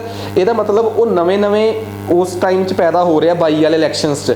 ਜਿਹੜਾ ਸ਼ਖਸ ਉਹ 2022 ਦੇ ਇਲੈਕਸ਼ਨਸ 'ਚ ਚੱਲ ਰਿਹਾ ਹੈ, ਉਹਦੇ ਤੇ ਕਿਹੜੀ ਚੀਜ਼ ਦਾ ਅਸਰ ਆ, ਜੋ ਮੌਕੇ ਤੇ ਉਹ ਦੇਖ ਰਿਹਾ ਹੈ, ਠੀਕ ਆ, ਜਿਹਨੂੰ ਉਹ ਬਦਲਾਵ, ਸੁਧਾਰ, ਰਿਫਾਰਮਸ ਸਾਰਾ ਕੁਝ ਦੱਸ ਰਿਹਾ ਹੈ, ਇਹ ਉਹੀ ਹੈ। ਸੇਮ 1922 'ਚ ਭਗਤ ਸਿੰਘ ਮਸਾਂ 15 ਸਾਲਾਂ ਦਾ ਸੀ, ਜਵਾਨ ਹੋ ਰਿਹਾ ਸੀ, ਤਾਂ ਇੱਕ 15-16 ਸਾਲ ਦਾ ਬੱਚਾ ਜਿਹੜਾ ਉਸ ਟਾਈਮ ਜਵਾਨ ਹੋ ਰਿਹਾ ਹੋਵੇ, ਉਹਨੇ ਰਸ਼ੀਆ ਦੀ ਕ੍ਰਾਂਤੀ ਨੂੰ 3-4 ਸਾਲ ਪਹਿਲਾਂ ਦੇਖਿਆ ਹੋਵੇ, ਉਹਨੂੰ ਤਾਂ ਐਂ ਹੀ ਲੱਗੂਗਾ ਕਿ ਰਸ਼ੀਆ ਦੀ ਕ੍ਰਾਂਤੀ ਦੀ ਕਾਮਯਾਬੀ ਹੀ ਅਖੀਰਲਾ ਸੱਚ ਹੈ। ਭਗਤ ਸਿੰਘ ਉਸ ਕਮਿਊਨਿਸਟਿਕ ਆਈਡੀਓਲੋਜੀ ਨੂੰ ਸਿਰੇ ਦੀ ਮੰਨਦਾ ਸੀ, ਜਿਹੜੀ ਅੱਜ ਕਈ ਵਾਰੀ ਫੇਲ ਹੁੰਦੀ, ਪੁੱਠੇ ਮੂੰਹ ਡਿੱਗਦੀ ਅਸੀਂ ਦੇਖੀ ਹੈ। ਤਾਂ ਇਹਦਾ ਮਤਲਬ ਪਤਾ ਕੀ ਆ, ਇਹਦਾ ਮਤਲਬ ਇਹ ਕਦੇ ਨਹੀਂ ਕਿ ਭਗਤ ਸਿੰਘ ਗਲਤ ਹੋ ਗਿਆ। ਇਹਦਾ ਮਤਲਬ ਇਹ ਆ ਕਿ ਜਦੋਂ ਕੋਈ ਚੀਜ਼ ਆਪਣੀ ਪੀਕ ਤੇ ਹੁੰਦੀ ਆ, ਜਾਂ ਤਾਂ ਉਹਦੇ 'ਚ ਉਸ ਟਾਈਮ ਗਲਤੀਆਂ ਹੋਈਆਂ ਨਹੀਂ ਹੁੰਦੀਆਂ, ਜਾਂ ਉਹ ਗਲਤ ਉਦੋਂ ਉਸ ਟਾਈਮ ਉਹ ਬਹੁਤ ਸਹੀ ਹੁੰਦੀ ਆ, ਉਹ ਗਲਤ ਨਹੀਂ ਹੁੰਦੀ। ਇੱਕ ਚੀਜ਼ ਹੋਰ ਵੀ ਹੁੰਦੀ ਆ, ਜਾਂ ਕੀ ਪਤਾ ਉਸ ਟਾਈਮ ਉਹਦੀਆਂ ਗਲਤੀਆਂ ਨਿਕਲ ਕੇ ਸਾਹਮਣੇ ਆਈਆਂ ਹੋਣ। ਤਾਂ ਭਗਤ ਸਿੰਘ ਕਮਿਊਨਿਸਟਿਕ ਇਕਨੋਮੀ ਨੂੰ ਦੇਸ਼ ਦੀ ਤਰੱਕੀ ਦਾ ਰਾਹ ਮੰਨਦਾ ਸੀ। ਉਹਨਾਂ ਸਮਿਆਂ 'ਚ ਹੀ ਇੱਕ ਹੋਰ ਸ਼ਖਸ ਜਵਾਨ ਹੋ ਰਿਹਾ ਸੀਗਾ, ਨਾਮ ਜਵਾਨ ਨਹੀਂ ਸੀ, ਮਤਲਬ ਉਹ ਵੀ ਆਪਣੀ ਯੰਗ ਏਜ 'ਚ ਸੀਗਾ, ਪੰਡਿਤ ਜਵਾਹਰ ਲਾਲ ਨਹਿਰੂ। ਉਹਨਾਂ ਸਮਿਆਂ 'ਚ ਹੀ ਇੱਕ ਬੰਦਾ 19-20 ਸਾਲ ਦੀ ਉਮਰ 'ਚ ਨਵਾਂ ICS ਬਣਿਆ ਸੀਗਾ, ਸੁਭਾਸ਼ ਚੰਦਰ ਬੋਸ। ਇਹ ਤਿੰਨੇ ਲੋਕ, ਮਹਾਤਮਾ ਗਾਂਧੀ ਉਸ ਟਾਈਮ ਬਹੁਤ ਤਜਰਬਾ ਕੱਟ ਚੁੱਕੇ ਸੀਗੇ, ਠੀਕ ਆ। ਮਹਾਤਮਾ ਗਾਂਧੀ ਜਿਨ੍ਹਾਂ ਦਾ ਜਨਮ 1870 ਦੇ ਅਰਾਊਂਡ ਦਾ ਹੋਊਗਾ, ਠੀਕ ਆ, ਉਹ ਹਿਸਾਬ ਲਾ ਕੇ ਦੇਖੋ 1920 'ਚ 50 ਸਾਲ ਦੇ ਹੋ ਗਏ ਆ। ਤੇ 50 ਸਾਲ ਦਾ ਬੰਦਾ ਅੱਜ ਕਿਸੇ 50 ਸਾਲ ਵਾਲੇ ਕੋਲ ਜਦੋਂ ਇੱਕ 25 ਸਾਲ ਦਾ ਜਵਾਕ ਬੈਠੂਗਾ ਨਾ 20 ਸਾਲ ਦਾ ਜਾ ਕੇ, ਤੇ ਉਹਨੂੰ ਕਹੂਗਾ ਕਿ ਝਾੜੂ ਨੂੰ ਵੋਟ ਪਾਓ, ਤੇ ਝਾੜੂ ਇਹ ਕੀ ਸੁਧਾਰ ਲੈ ਕੇ ਆਊਗਾ, ਤੇ ਉਹ ਪਤਾ ਕੀ ਕਹੂਗਾ, ਤੇਰੇ ਝਾੜੂ ਵਰਗੇ ਕਈ ਕਿੱਲਰ ਦੇ ਦੇਖ ਲਏ ਅਸੀਂ। ਉਹ ਆਪਣੇ 50 ਸਾਲ ਦੇ ਐਕਸਪੀਰੀਅੰਸ 'ਚ ਬੋਲੂਗਾ। ਤੇ ਇਹ ਗੱਲ ਹਮੇਸ਼ਾ ਸੱਚ ਨਹੀਂ ਹੁੰਦੀ ਕਿ 50 ਸਾਲ ਵਾਲੇ ਦਾ ਐਕਸਪੀਰੀਅੰਸ ਜਿਹੜਾ ਹੈ ਉਹ ਜ਼ਿਆਦਾ ਜ਼ਰੂਰ ਹੁੰਦਾ ਹੈ, ਪਰ ਉਹਦਾ ਤਜਰਬਾ ਸਹੀ ਹੋਵੇ ਇਹਦੀ ਵੀ ਕੋਈ ਗਰੰਟੀ ਨਹੀਂ। ਮੈਂ ਥੋੜਾ ਕਹਿ ਰਿਹਾ ਕਿ ਗਲਤ ਹੋਵੇ, ਪਰ ਉਹਦਾ ਤਜਰਬਾ ਸਹੀ ਹੋਵੇ ਇਹ ਵੀ ਕੋਈ ਉਹ ਨਹੀਂ ਹੈਗੀ। ਅਸੀਂ ਇਸ ਗੱਲ ਦੀ ਇੱਕ ਬੜੀ ਜੀਂਦੀ ਜਾਗਦੀ ਐਗਜ਼ਾਮਪਲ ਆ, ਜੀਂਦੀ ਜਾਗਦੀ ਐਗਜ਼ਾਮਪਲ ਤੁਸੀਂ ਘਰਾਂ 'ਚ ਦੇਖੋ। ਤੁਸੀਂ ਆਪ ਦੱਸੋ, ਫੇਕ ਨਿਊਜ਼ ਦੇ ਜ਼ਿਆਦਾ ਵੱਡੇ ਪ੍ਰਮੋਟਰ ਤੁਸੀਂ ਹੋ ਕਿ ਤੁਹਾਡੇ ਬਜ਼ੁਰਗ ਆ, ਠੀਕ ਆ। ਉੱਥੋਂ ਹੀ ਤੁਹਾਨੂੰ ਪਤਾ ਲੱਗ ਜਾਊਗਾ। ਤੁਸੀਂ ਬਹੁਤ ਵੱਡੀ ਕਿਸੇ ਫੇਕ ਨਿਊਜ਼ ਦੇ ਚੱਕਰ 'ਚ ਨਾ ਪਾਓ। ਆ ਜਿਹੜੀਆਂ ਛੋਟੀਆਂ ਫੇਕ ਨਿਊਜ਼ ਜਿਨ੍ਹਾਂ ਨੂੰ ਤੁਸੀਂ ਜਿਨ੍ਹਾਂ ਦੀਆਂ ਜਿਹੜੀਆਂ ਵੀਡੀਓਜ਼ ਤੁਸੀਂ ਆਪਣੇ ਘਰਦਿਆਂ ਦੇ WhatsApp ਗਰੁੱਪ 'ਚ ਦੇਖ ਕੇ ਹੱਸ ਪੈਂਦੇ ਹੋ ਕਿ ਯਾਰ ਆਹ ਗੱਲ ਤਾਂ ਮੈਨੂੰ ਪੱਕੀ ਪਤਾ ਕਿ ਐਵੇਂ ਹੈ ਹੀ ਨਹੀਂ, ਤੇ ਉਹ ਗੱਲ ਨੂੰ ਵੀ ਉਹ ਸੱਚ ਮੰਨੀ ਬੈਠੇ ਹੁੰਦੇ ਆ। ਇਹਦਾ ਮਤਲਬ ਇੱਕ ਗੱਲ ਤਾਂ ਬੜੀ ਪੱਕੀ ਹੈ, ਠੀਕ ਆ, ਤੇ ਉਸ ਗੱਲ ਤੇ ਤੁਸੀਂ ਉਹਨਾਂ ਨੂੰ ਕੱਟ ਨਹੀਂ ਸਕਦੇ। ਬੇਸ਼ੱਕ ਤੁਸੀਂ ਉਸ ਸਬਜੈਕਟ ਦੇ ਐਕਸਪਰਟ ਕਿਉਂ ਨਾ ਹੋਵੋ ਤੇ ਤੁਸੀਂ ਉਹ ਸਬਜੈਕਟ ਪੜ੍ਹਾ ਵੀ ਕਿਉਂ ਨਾ ਰਹੇ ਹੋਵੋ, ਤੇ ਤੁਸੀਂ ਇਹ ਮੰਨ ਲਓ ਕਿ ਤੁਹਾਨੂੰ ਇੰਨਾ ਕੁ ਤਾਂ ਕੌਨਫੀਡੈਂਸ ਹੋਣਾ ਚਾਹੀਦਾ ਨਾ ਕਿ ਇਹ ਸਬਜੈਕਟ ਤੇ ਚਲੋ ਮੈਨੂੰ ਬਾਕੀ ਦੁਨੀਆ ਦਾ ਨਹੀਂ ਪਤਾ ਯਾਰ, ਆਹ ਸਬਜੈਕਟ ਤਾਂ ਮੈਨੂੰ ਪਤਾ। ਜੇ ਇਹ ਵੀ ਇਹਨਾਂ ਨੂੰ ਮਤਲਬ ਕਿ ਐਂ ਲੱਗ ਰਿਹਾ ਕਿ ਮੇਰੇ ਨਾਲੋਂ ਵੱਧ ਇਹਨਾਂ ਨੂੰ ਪਤਾ ਹੈ, ਤਾਂ ਇਹ ਤਾਂ ਮੇਰੇ ਵਾਸਤੇ ਵੀ ਬੜੀ ਹੈਰਾਨੀ ਵਾਲੀ ਗੱਲ ਆ। ਤਾਂ ਇਸ ਤਰੀਕੇ ਦਾ ਤਜਰਬਾ ਮੈਂ ਖੁਦ ਐਕਸਪੀਰੀਅੰਸ ਕਰ ਚੁੱਕਿਆ ਤੇ ਹਰ ਕੋਈ ਐਕਸਪੀਰੀਅੰਸ ਕਰਦਾ, ਠੀਕ ਆ। ਇਹਦਾ ਇੱਕੋ ਹੀ ਇਲਾਜ ਆ ਜਿਹੜਾ ਅੱਜ ਕੱਲ੍ਹ ਦੇ, ਚਲੋ ਮੈਂ ਉਹਨਾਂ 'ਚ ਨਹੀਂ ਆਉਂਦਾ, ਜਿਹੜਾ ਅੱਜ ਕੱਲ੍ਹ ਦੀ ਇੱਕ ਲੌਬੀ ਸਭ ਤੋਂ ਵਧੀਆ ਯੂਜ਼ ਕਰਦੀ ਹੈ, ਜਿਹਨੂੰ ਅਸੀਂ ਅੱਜ ਕੱਲ੍ਹ ਦਾ ਇੰਟੈਲੈਕਚੁਅਲ ਤਬਕਾ ਕਹਿੰਦੇ ਆ ਕਿ ਚੁੱਪ ਕਰ ਜਾਓ, ਠੀਕ ਆ, ਕਿਉਂਕਿ ਇਹਦਾ ਹੋਰ ਕੋਈ ਹੈ ਨਹੀਂ। ਤਾਂ ਇਹ ਗੱਲ ਤਾਂ ਸਾਨੂੰ ਕਲੀਅਰ ਆ ਕਿ ਫੇਕ ਨਿਊਜ਼ ਜ਼ਰੂਰੀ ਨਹੀਂ ਕਿ ਉਹ 50 ਸਾਲ ਵਾਲੇ ਬੰਦੇ ਦਾ ਤਜਰਬਾ ਬਹੁਤ ਜ਼ਿਆਦਾ ਵਧੀਆ ਹੋਊਗਾ, ਪਰ ਇਹੀ ਸਾਰਾ ਕੁਝ ਆਪਾਂ ਇੱਥੇ ਦੇਖਦੇ ਹਾਂ, ਠੀਕ ਆ। ਤਾਂ ਉਸ ਸਮੇਂ ਜਿਹੜੇ ਲੋਕ 1920 ਤੋਂ ਲੈ ਕੇ 25-30 ਦੇ ਵਿੱਚ ਜਵਾਨ ਹੋ ਰਹੇ ਸੀਗੇ, ਉਹਨਾਂ ਨੂੰ ਐਂ ਲੱਗਦਾ ਸੀ ਕਿ ਰਸ਼ੀਆ ਦੀ ਜਿਹੜੀ ਕਮਿਊਨਿਸਟਿਕ ਆਈਡੀਓਲੋਜੀ ਆ ਉਹ ਸਿਰਾ ਹੈ, ਠੀਕ ਆ। ਉਹ ਉਸ ਪ੍ਰਕਾਰ ਦੀ ਇਕਨੋਮੀ ਨੂੰ ਲੈ ਕੇ ਅਸ਼ਵਸਥ ਸੀਗੇ। ਮਹਾਤਮਾ ਗਾਂਧੀ ਉਸ ਟਾਈਮ 50 ਸਾਲ ਦੇ ਹੋ ਗਏ ਸੀ। ਉਹ ਜਿਹੜੀ ਇਕਨੋਮੀ ਚਾਹੁੰਦੇ ਸੀਗੇ, ਉਹ ਕਹਿੰਦੇ, ਉਹਨਾਂ ਦਾ ਤਜਰਬਾ ਪਤਾ ਕੀ ਕਹਿੰਦਾ ਸੀ। ਹੁਣ ਮੈਂ ਪਹਿਲਾਂ ਵੀ ਤੁਹਾਨੂੰ ਇੱਕ ਗੱਲ ਕਹੀ ਆ, ਮਹਾਤਮਾ ਗਾਂਧੀ ਸਹੀ ਸੀ ਕਿ ਗਲਤ ਸੀ, ਪੰਜਾਬੀਆਂ ਨਾਲ ਮਹਾਤਮਾ ਗਾਂਧੀ ਦੀ ਬਿਲਕੁਲ ਨਹੀਂ ਬਣਦੀ, ਠੀਕ ਆ। ਸਾਨੂੰ ਪਤਾ ਹੈ ਕਿ ਐਜ਼ ਅ ਪੰਜਾਬੀ, ਪਰ ਇੱਕ ਗੱਲ ਦੇਖੋ, ਮੰਨੋ ਚਾਹੇ ਨਾ ਮੰਨੋ, ਠੀਕ ਆ। ਹੁਣ ਇਹਨੂੰ ਜਿਵੇਂ ਮਰਜ਼ੀ ਕਰ ਲਓ, ਪੰਜਾਬ 'ਚ ਕਿੰਨੀਆਂ ਲਹਿਰਾਂ ਉੱਠੀਆਂ 1950 ਤੋਂ ਲੈ ਕੇ 2021 ਦੇ ਦਸੰਬਰ ਤੱਕ। 21 ਦੇ ਦਸੰਬਰ ਤੱਕ ਤੁਸੀਂ ਦੇਖ ਲਓ। 1984 ਪੰਜਾਬ ਦੇ ਜਿਹੜੇ ਰਾਈਟ ਵਿੰਗ ਦੇ ਲੀਡਰ ਸੀਗੇ, ਰਾਈਟ ਵਿੰਗ ਜਿਹੜੇ ਧਰਮ ਨੂੰ ਤਰਜੀਹ ਦਿੰਦੇ ਆ, ਉਹਨਾਂ ਨੇ 20 ਸਾਲ ਪੰਜਾਬ ਦਾ ਪੂਰਾ ਮਾਹੌਲ ਬਣਾਈ ਰੱਖਿਆ ਤੇ ਪੰਜਾਬ ਦੀ ਆਜ਼ਾਦੀ ਦੀ ਗੱਲ ਕੀਤੀ। ਸ਼ਾਇਦ 1% ਵੀ ਅਸੀਂ ਉਹਦਾ ਅਚੀਵ ਨਹੀਂ ਕਰ ਸਕੇ। ਪ੍ਰੈਕਟੀਕਲੀ ਸੱਚ ਆ। ਉਸ ਤੋਂ ਪਹਿਲਾਂ ਕਾਮਰੇਡ ਸੀ ਜਿਹੜੇ ਲੈਫਟਿਸਟ ਆ, ਜਿਨ੍ਹਾਂ ਨੂੰ ਆਪਾਂ ਕਮਿਊਨਿਸਟ ਕਹਿੰਦੇ ਆ, 1970 ਤੋਂ ਲੈ ਕੇ 80 ਤੱਕ ਉਹਨਾਂ ਨੇ ਜ਼ੋਰ ਲਾ ਲਿਆ ਕਿ ਅਸੀਂ ਸਿਸਟਮ ਨੂੰ ਬਦਲ ਦਾਂਗੇ ਪੰਜਾਬ ਦੇ ਨੂੰ। 10 ਸਾਲ 15 ਸਾਲ ਉਹਨਾਂ ਨੇ ਪੰਜਾਬ 'ਚ ਜ਼ੋਰ ਲਾ ਕੇ ਦੇਖ ਲਿਆ, ਇੱਕ ਚੀਜ਼ ਨਹੀਂ ਕਰ ਸਕੇ। ਉਹਨਾਂ ਨੇ ਹਥਿਆਰ ਚੱਕੇ ਸੀਗੇ, ਜਿਨ੍ਹਾਂ ਦੇ ਬਾਅਦ 'ਚ ਇਸ ਲਹਿਰ ਦੇ ਐਡਵੋਕੇਟ ਪਤਾ ਕੌਣ ਸੀ? ਸੰਤਰਾਮ ਉਦਾਸੀ ਹੋਣੀ, ਅਵਤਾਰ ਸਿੰਘ ਸੰਧੂ, ਜਿਹਨੂੰ ਅਸੀਂ ਪਾਸ਼ ਕਹਿ ਕੇ ਜਾਣਦੇ ਹਾਂ, ਠੀਕ ਆ, ਇਹ ਲੋਕ। ਫਿਰ ਉਸ ਤੋਂ ਬਾਅਦ ਰਾਈਟ ਵਿੰਗ ਵਾਲੇ ਆ ਗਏ, ਜਿਹੜੇ ਧਰਮ ਦੇ ਨਾਂ ਤੇ ਕਹਿੰਦੇ ਸੀ ਅਸੀਂ ਸੁਧਾਰ ਕਰਾਂਗੇ, ਇਹ ਵੀ ਬੰਦੂਕ ਚੱਕ ਕੇ ਲੈ ਕੇ ਆਏ। ਹੱਲ ਉਹਦਾ ਵੀ ਕੋਈ ਨਹੀਂ ਨਿਕਲਿਆ। ਫਿਰ ਆਇਆ 2021 'ਚ ਕਿਸਾਨ ਅੰਦੋਲਨ, ਤੇ ਇਸ ਕਿਸਾਨ ਯੂਨੀਅਨ ਦੇ ਲੀਡਰ ਅੱਜ ਕਿਹੜੀ ਪੋਲੀਟੀਕਲੀ ਜਿਹੜੇ ਮਤਲਬ ਕਿ ਪੋਲੀਟੀਕਲੀ ਬੇਅਕਲ ਹੋ ਗਏ। ਚਲੋ ਉਹਦੇ ਤੇ ਨਹੀਂ ਮੈਂ ਜਾਂਦਾ ਉਹਨਾਂ ਤੇ, ਪਰ ਜੇ ਇਹਨਾਂ ਨੇ ਇਸ ਵਾਰ ਪੋਲੀਟਿਕਸ 'ਚ ਆ ਕੇ ਸਹੀ ਕੀਤਾ ਕਿ ਗਲਤ ਕੀਤਾ, ਇਹਦੇ ਤੇ ਸਾਰੇ ਲੋਕਾਂ ਦੀ ਵੱਖੋ ਵੱਖਰੀ ਬਹਿਸ ਆ, ਠੀਕ ਆ। ਜੇ ਕੋਈ ਮੈਨੂੰ ਨਿੱਜੀ ਚਾਹੁੰਦਾ ਤਾਂ ਮੈਂ ਤਾਂ ਇਹਨਾਂ ਨੂੰ ਪਹਿਲੇ ਦਿਨ ਹੀ ਸਲਾਹ ਦਿੰਦਾ ਕਿ ਤੁਹਾਨੂੰ ਇਹ ਸਟੈਪ ਨਹੀਂ ਚੱਕਣਾ ਚਾਹੀਦਾ ਉਦੋਂ, ਕਿਉਂਕਿ ਪੋਲੀਟਿਕਸ ਉਹਨਾਂ ਦੀ ਹੁੰਦੀ ਆ। ਪੋਲੀਟਿਕਸ ਚੰਗੀ ਜਾਂ ਮਾੜੀ ਨਹੀਂ ਹੁੰਦੀ, ਪੋਲੀਟਿਕਸ ਉਹਨੂੰ ਕਰਨੀ ਚਾਹੀਦੀ ਹੈ ਜਿਹਦੀ ਗਰਾਊਂਡ ਲੈਵਲ ਤੇ ਜਿਹਦੇ ਕੋਲ ਸਟਰਕਚਰ ਹੈਗਾ ਹੈ। ਕਿਉਂਕਿ ਪੋਲੀਟਿਕਸ ਦਾ ਸਭ ਤੋਂ ਵੱਡਾ ਸਿਧਾਂਤ ਇਹ ਨਹੀਂਗਾ ਕਿ ਤੁਸੀਂ ਸੱਚੇ ਹੋ ਜਾਂ ਝੂਠੇ ਹੋ। ਪੋਲੀਟਿਕਸ ਦਾ ਸਭ ਤੋਂ ਵੱਡਾ ਸਿਧਾਂਤ ਆ ਕਿ ਤੁਹਾਡੇ ਕੋਲ ਗਰਾਊਂਡ ਲੈਵਲ ਤੇ ਸਟਰਕਚਰ ਹੈਗਾ। ਜੇ ਨਹੀਂਗਾ ਤਾਂ ਫਿਰ ਤੁਸੀਂ ਹਜੇ ਪੋਲੀਟਿਕਸ ਨਾ ਕਰੋ, ਉਸ ਲੈਵਲ ਤੇ ਸ਼ੁਰੂ ਕਰੋ ਜਿਸ ਲੈਵਲ ਤੇ ਸਟਰਕਚਰ ਆ। ਇਹ ਸ਼ਾਇਦ ਪੋਲੀਟੀਕਲੀ ਇਲਿਟਰੇਟ ਲੋਕ ਸੀਗੇ ਇਹ ਜਿਹੜੇ ਆਪਣੇ ਕਿਸਾਨ ਆਗੂ ਸੀ, ਇਸ ਕਰਕੇ ਪੋਲੀਟਿਕਸ 'ਚ ਬਹੁਤ ਬੁਰੇ ਤਰੀਕੇ ਨਾਲ ਦਿਸੇ। ਬਾਕੀ 3 ਪਾਰਟੀਆਂ 4 'ਚੋਂ ਕੌਣ ਜਿੱਤੂ ਮੈਨੂੰ ਨਹੀਂ ਪਤਾ, ਪਰ ਇਹਨਾਂ ਦੇ ਮੈਡਲ ਪਿਆ ਲਓ, ਠੀਕ ਆ। ਗੱਲ ਆ ਗਈ ਨੈਕਸਟ ਕਿ ਇਹ ਲੋਕ ਸਾਨੂੰ ਕਿਸਾਨ ਅੰਦੋਲਨ ਜਿਤਾ ਕਿਵੇਂ ਗਏ। ਜਿਹੜੇ 3-4 ਕਿਸਾਨ ਲੀਡਰ ਜਿਹੜੇ ਮੂਹਰੇ ਲੱਗੇ ਸੀਗੇ, ਉਹਨਾਂ ਦੇ 1 ਸਾਲ ਦੇ ਬਿਆਨ ਨੋਟ ਕਰ ਲਓ। ਕਿਸੇ ਨੇ ਲੜਨਾ ਨਹੀਂ, ਕਿਸੇ ਨੇ ਕੁਝ ਕਰਨਾ ਨਹੀਂ, ਤੁਹਾਨੂੰ ਅਕਸਾਉਣਗੇ, ਤੁਸੀਂ ਗੁੱਸਾ ਨਹੀਂ ਕਰਨਾ। ਵਿੱਚ 1-2 ਵਾਰ 1-2 ਸ਼ਲਾਰੂ ਜਿਹੇ ਸ਼ਖਸ ਵਿੱਚ ਆਏ, ਉਹਨਾਂ ਨੇ ਭੜਕਾਇਆ, ਸਾਨੂੰ ਬਦਨਾਮੀ ਖੱਟਣੀ ਪਈ। ਉਸ ਤੋਂ ਬਾਅਦ ਫਿਰ ਉਹ ਅੰਦੋਲਨ ਨੂੰ ਦੁਬਾਰਾ ਟਰੈਕ ਤੇ ਪਤਾ ਅਸੀਂ ਕਿਵੇਂ ਲੈ ਕੇ ਆਏ। ਇੱਕ ਲੀਡਰ ਸਾਡਾ ਰੋਇਆ ਤੇ ਅੰਦੋਲਨ ਫਿਰ ਟਰੈਕ ਤੇ ਆ ਗਿਆ। ਜੇ ਉਹ ਰੋਣ ਦੀ ਜਗ੍ਹਾ ਡਾਂਗ ਚੱਕ ਲੈਂਦੇ, ਅੰਦੋਲਨ ਉਦੋਂ ਹੀ ਖਤਮ ਸੀ। ਮੰਨੋ ਚਾਹੇ ਨਾ ਮੰਨੋ, ਇਹਦੇ 'ਚ ਕੋਈ ਦੋ ਰਾਏ ਨਹੀਂ, ਠੀਕ ਆ। ਪ੍ਰੈਕਟੀਕਲੀ ਇਸ ਅੰਦੋਲਨ ਨੂੰ ਜਿੱਤਿਆ ਗਿਆ ਗਾਂਧੀ ਦੀ ਆਈਡੀਓਲੋਜੀ ਤੇ ਕਿ ਵਾਇਲੈਂਸ ਕਿਸੇ ਚੀਜ਼ ਦਾ ਹੱਲ ਨਹੀਂ। ਓਏ ਅਸੀਂ ਉਹ ਮੰਨਣਾ, ਅਸੀਂ ਫਿਰ ਵੀ ਨਹੀਂ ਢੀਠ ਆ ਨਾ, ਠੀਕ ਆ। ਕਰ ਅਸੀਂ ਕੁਝ ਵੀ ਨਹੀਂ ਸਕਦੇ, ਕਿਉਂ? ਅਸੀਂ ਉਸ ਬੰਦੇ ਨੂੰ ਕਿਵੇਂ ਵਿਨਰ ਡਿਕਲੇਅਰ ਕਰ ਦਈਏ ਜਿਹੜਾ ਹੈ ਹੀ ਸਾਡਾ ਦੁਸ਼ਮਣ, ਠੀਕ ਆ। ਪਰ ਇਹ ਗੱਲ ਕਲੀਅਰ ਆ ਕਿ ਚਾਹੇ ਉਸ ਸ਼ਖਸ ਨਾਲ ਸਾਡੀ ਸੋਚ ਮਿਲੇ ਚਾਹੇ ਨਾ ਮਿਲੇ, ਪਰ ਇੱਕ ਗੱਲ ਆ ਕਿ ਉਹਦੇ ਕਨਸੈਪਟ 'ਚ ਕੋਈ ਨਾ ਕੋਈ ਦਾ ਦਮ ਸੀਗਾ।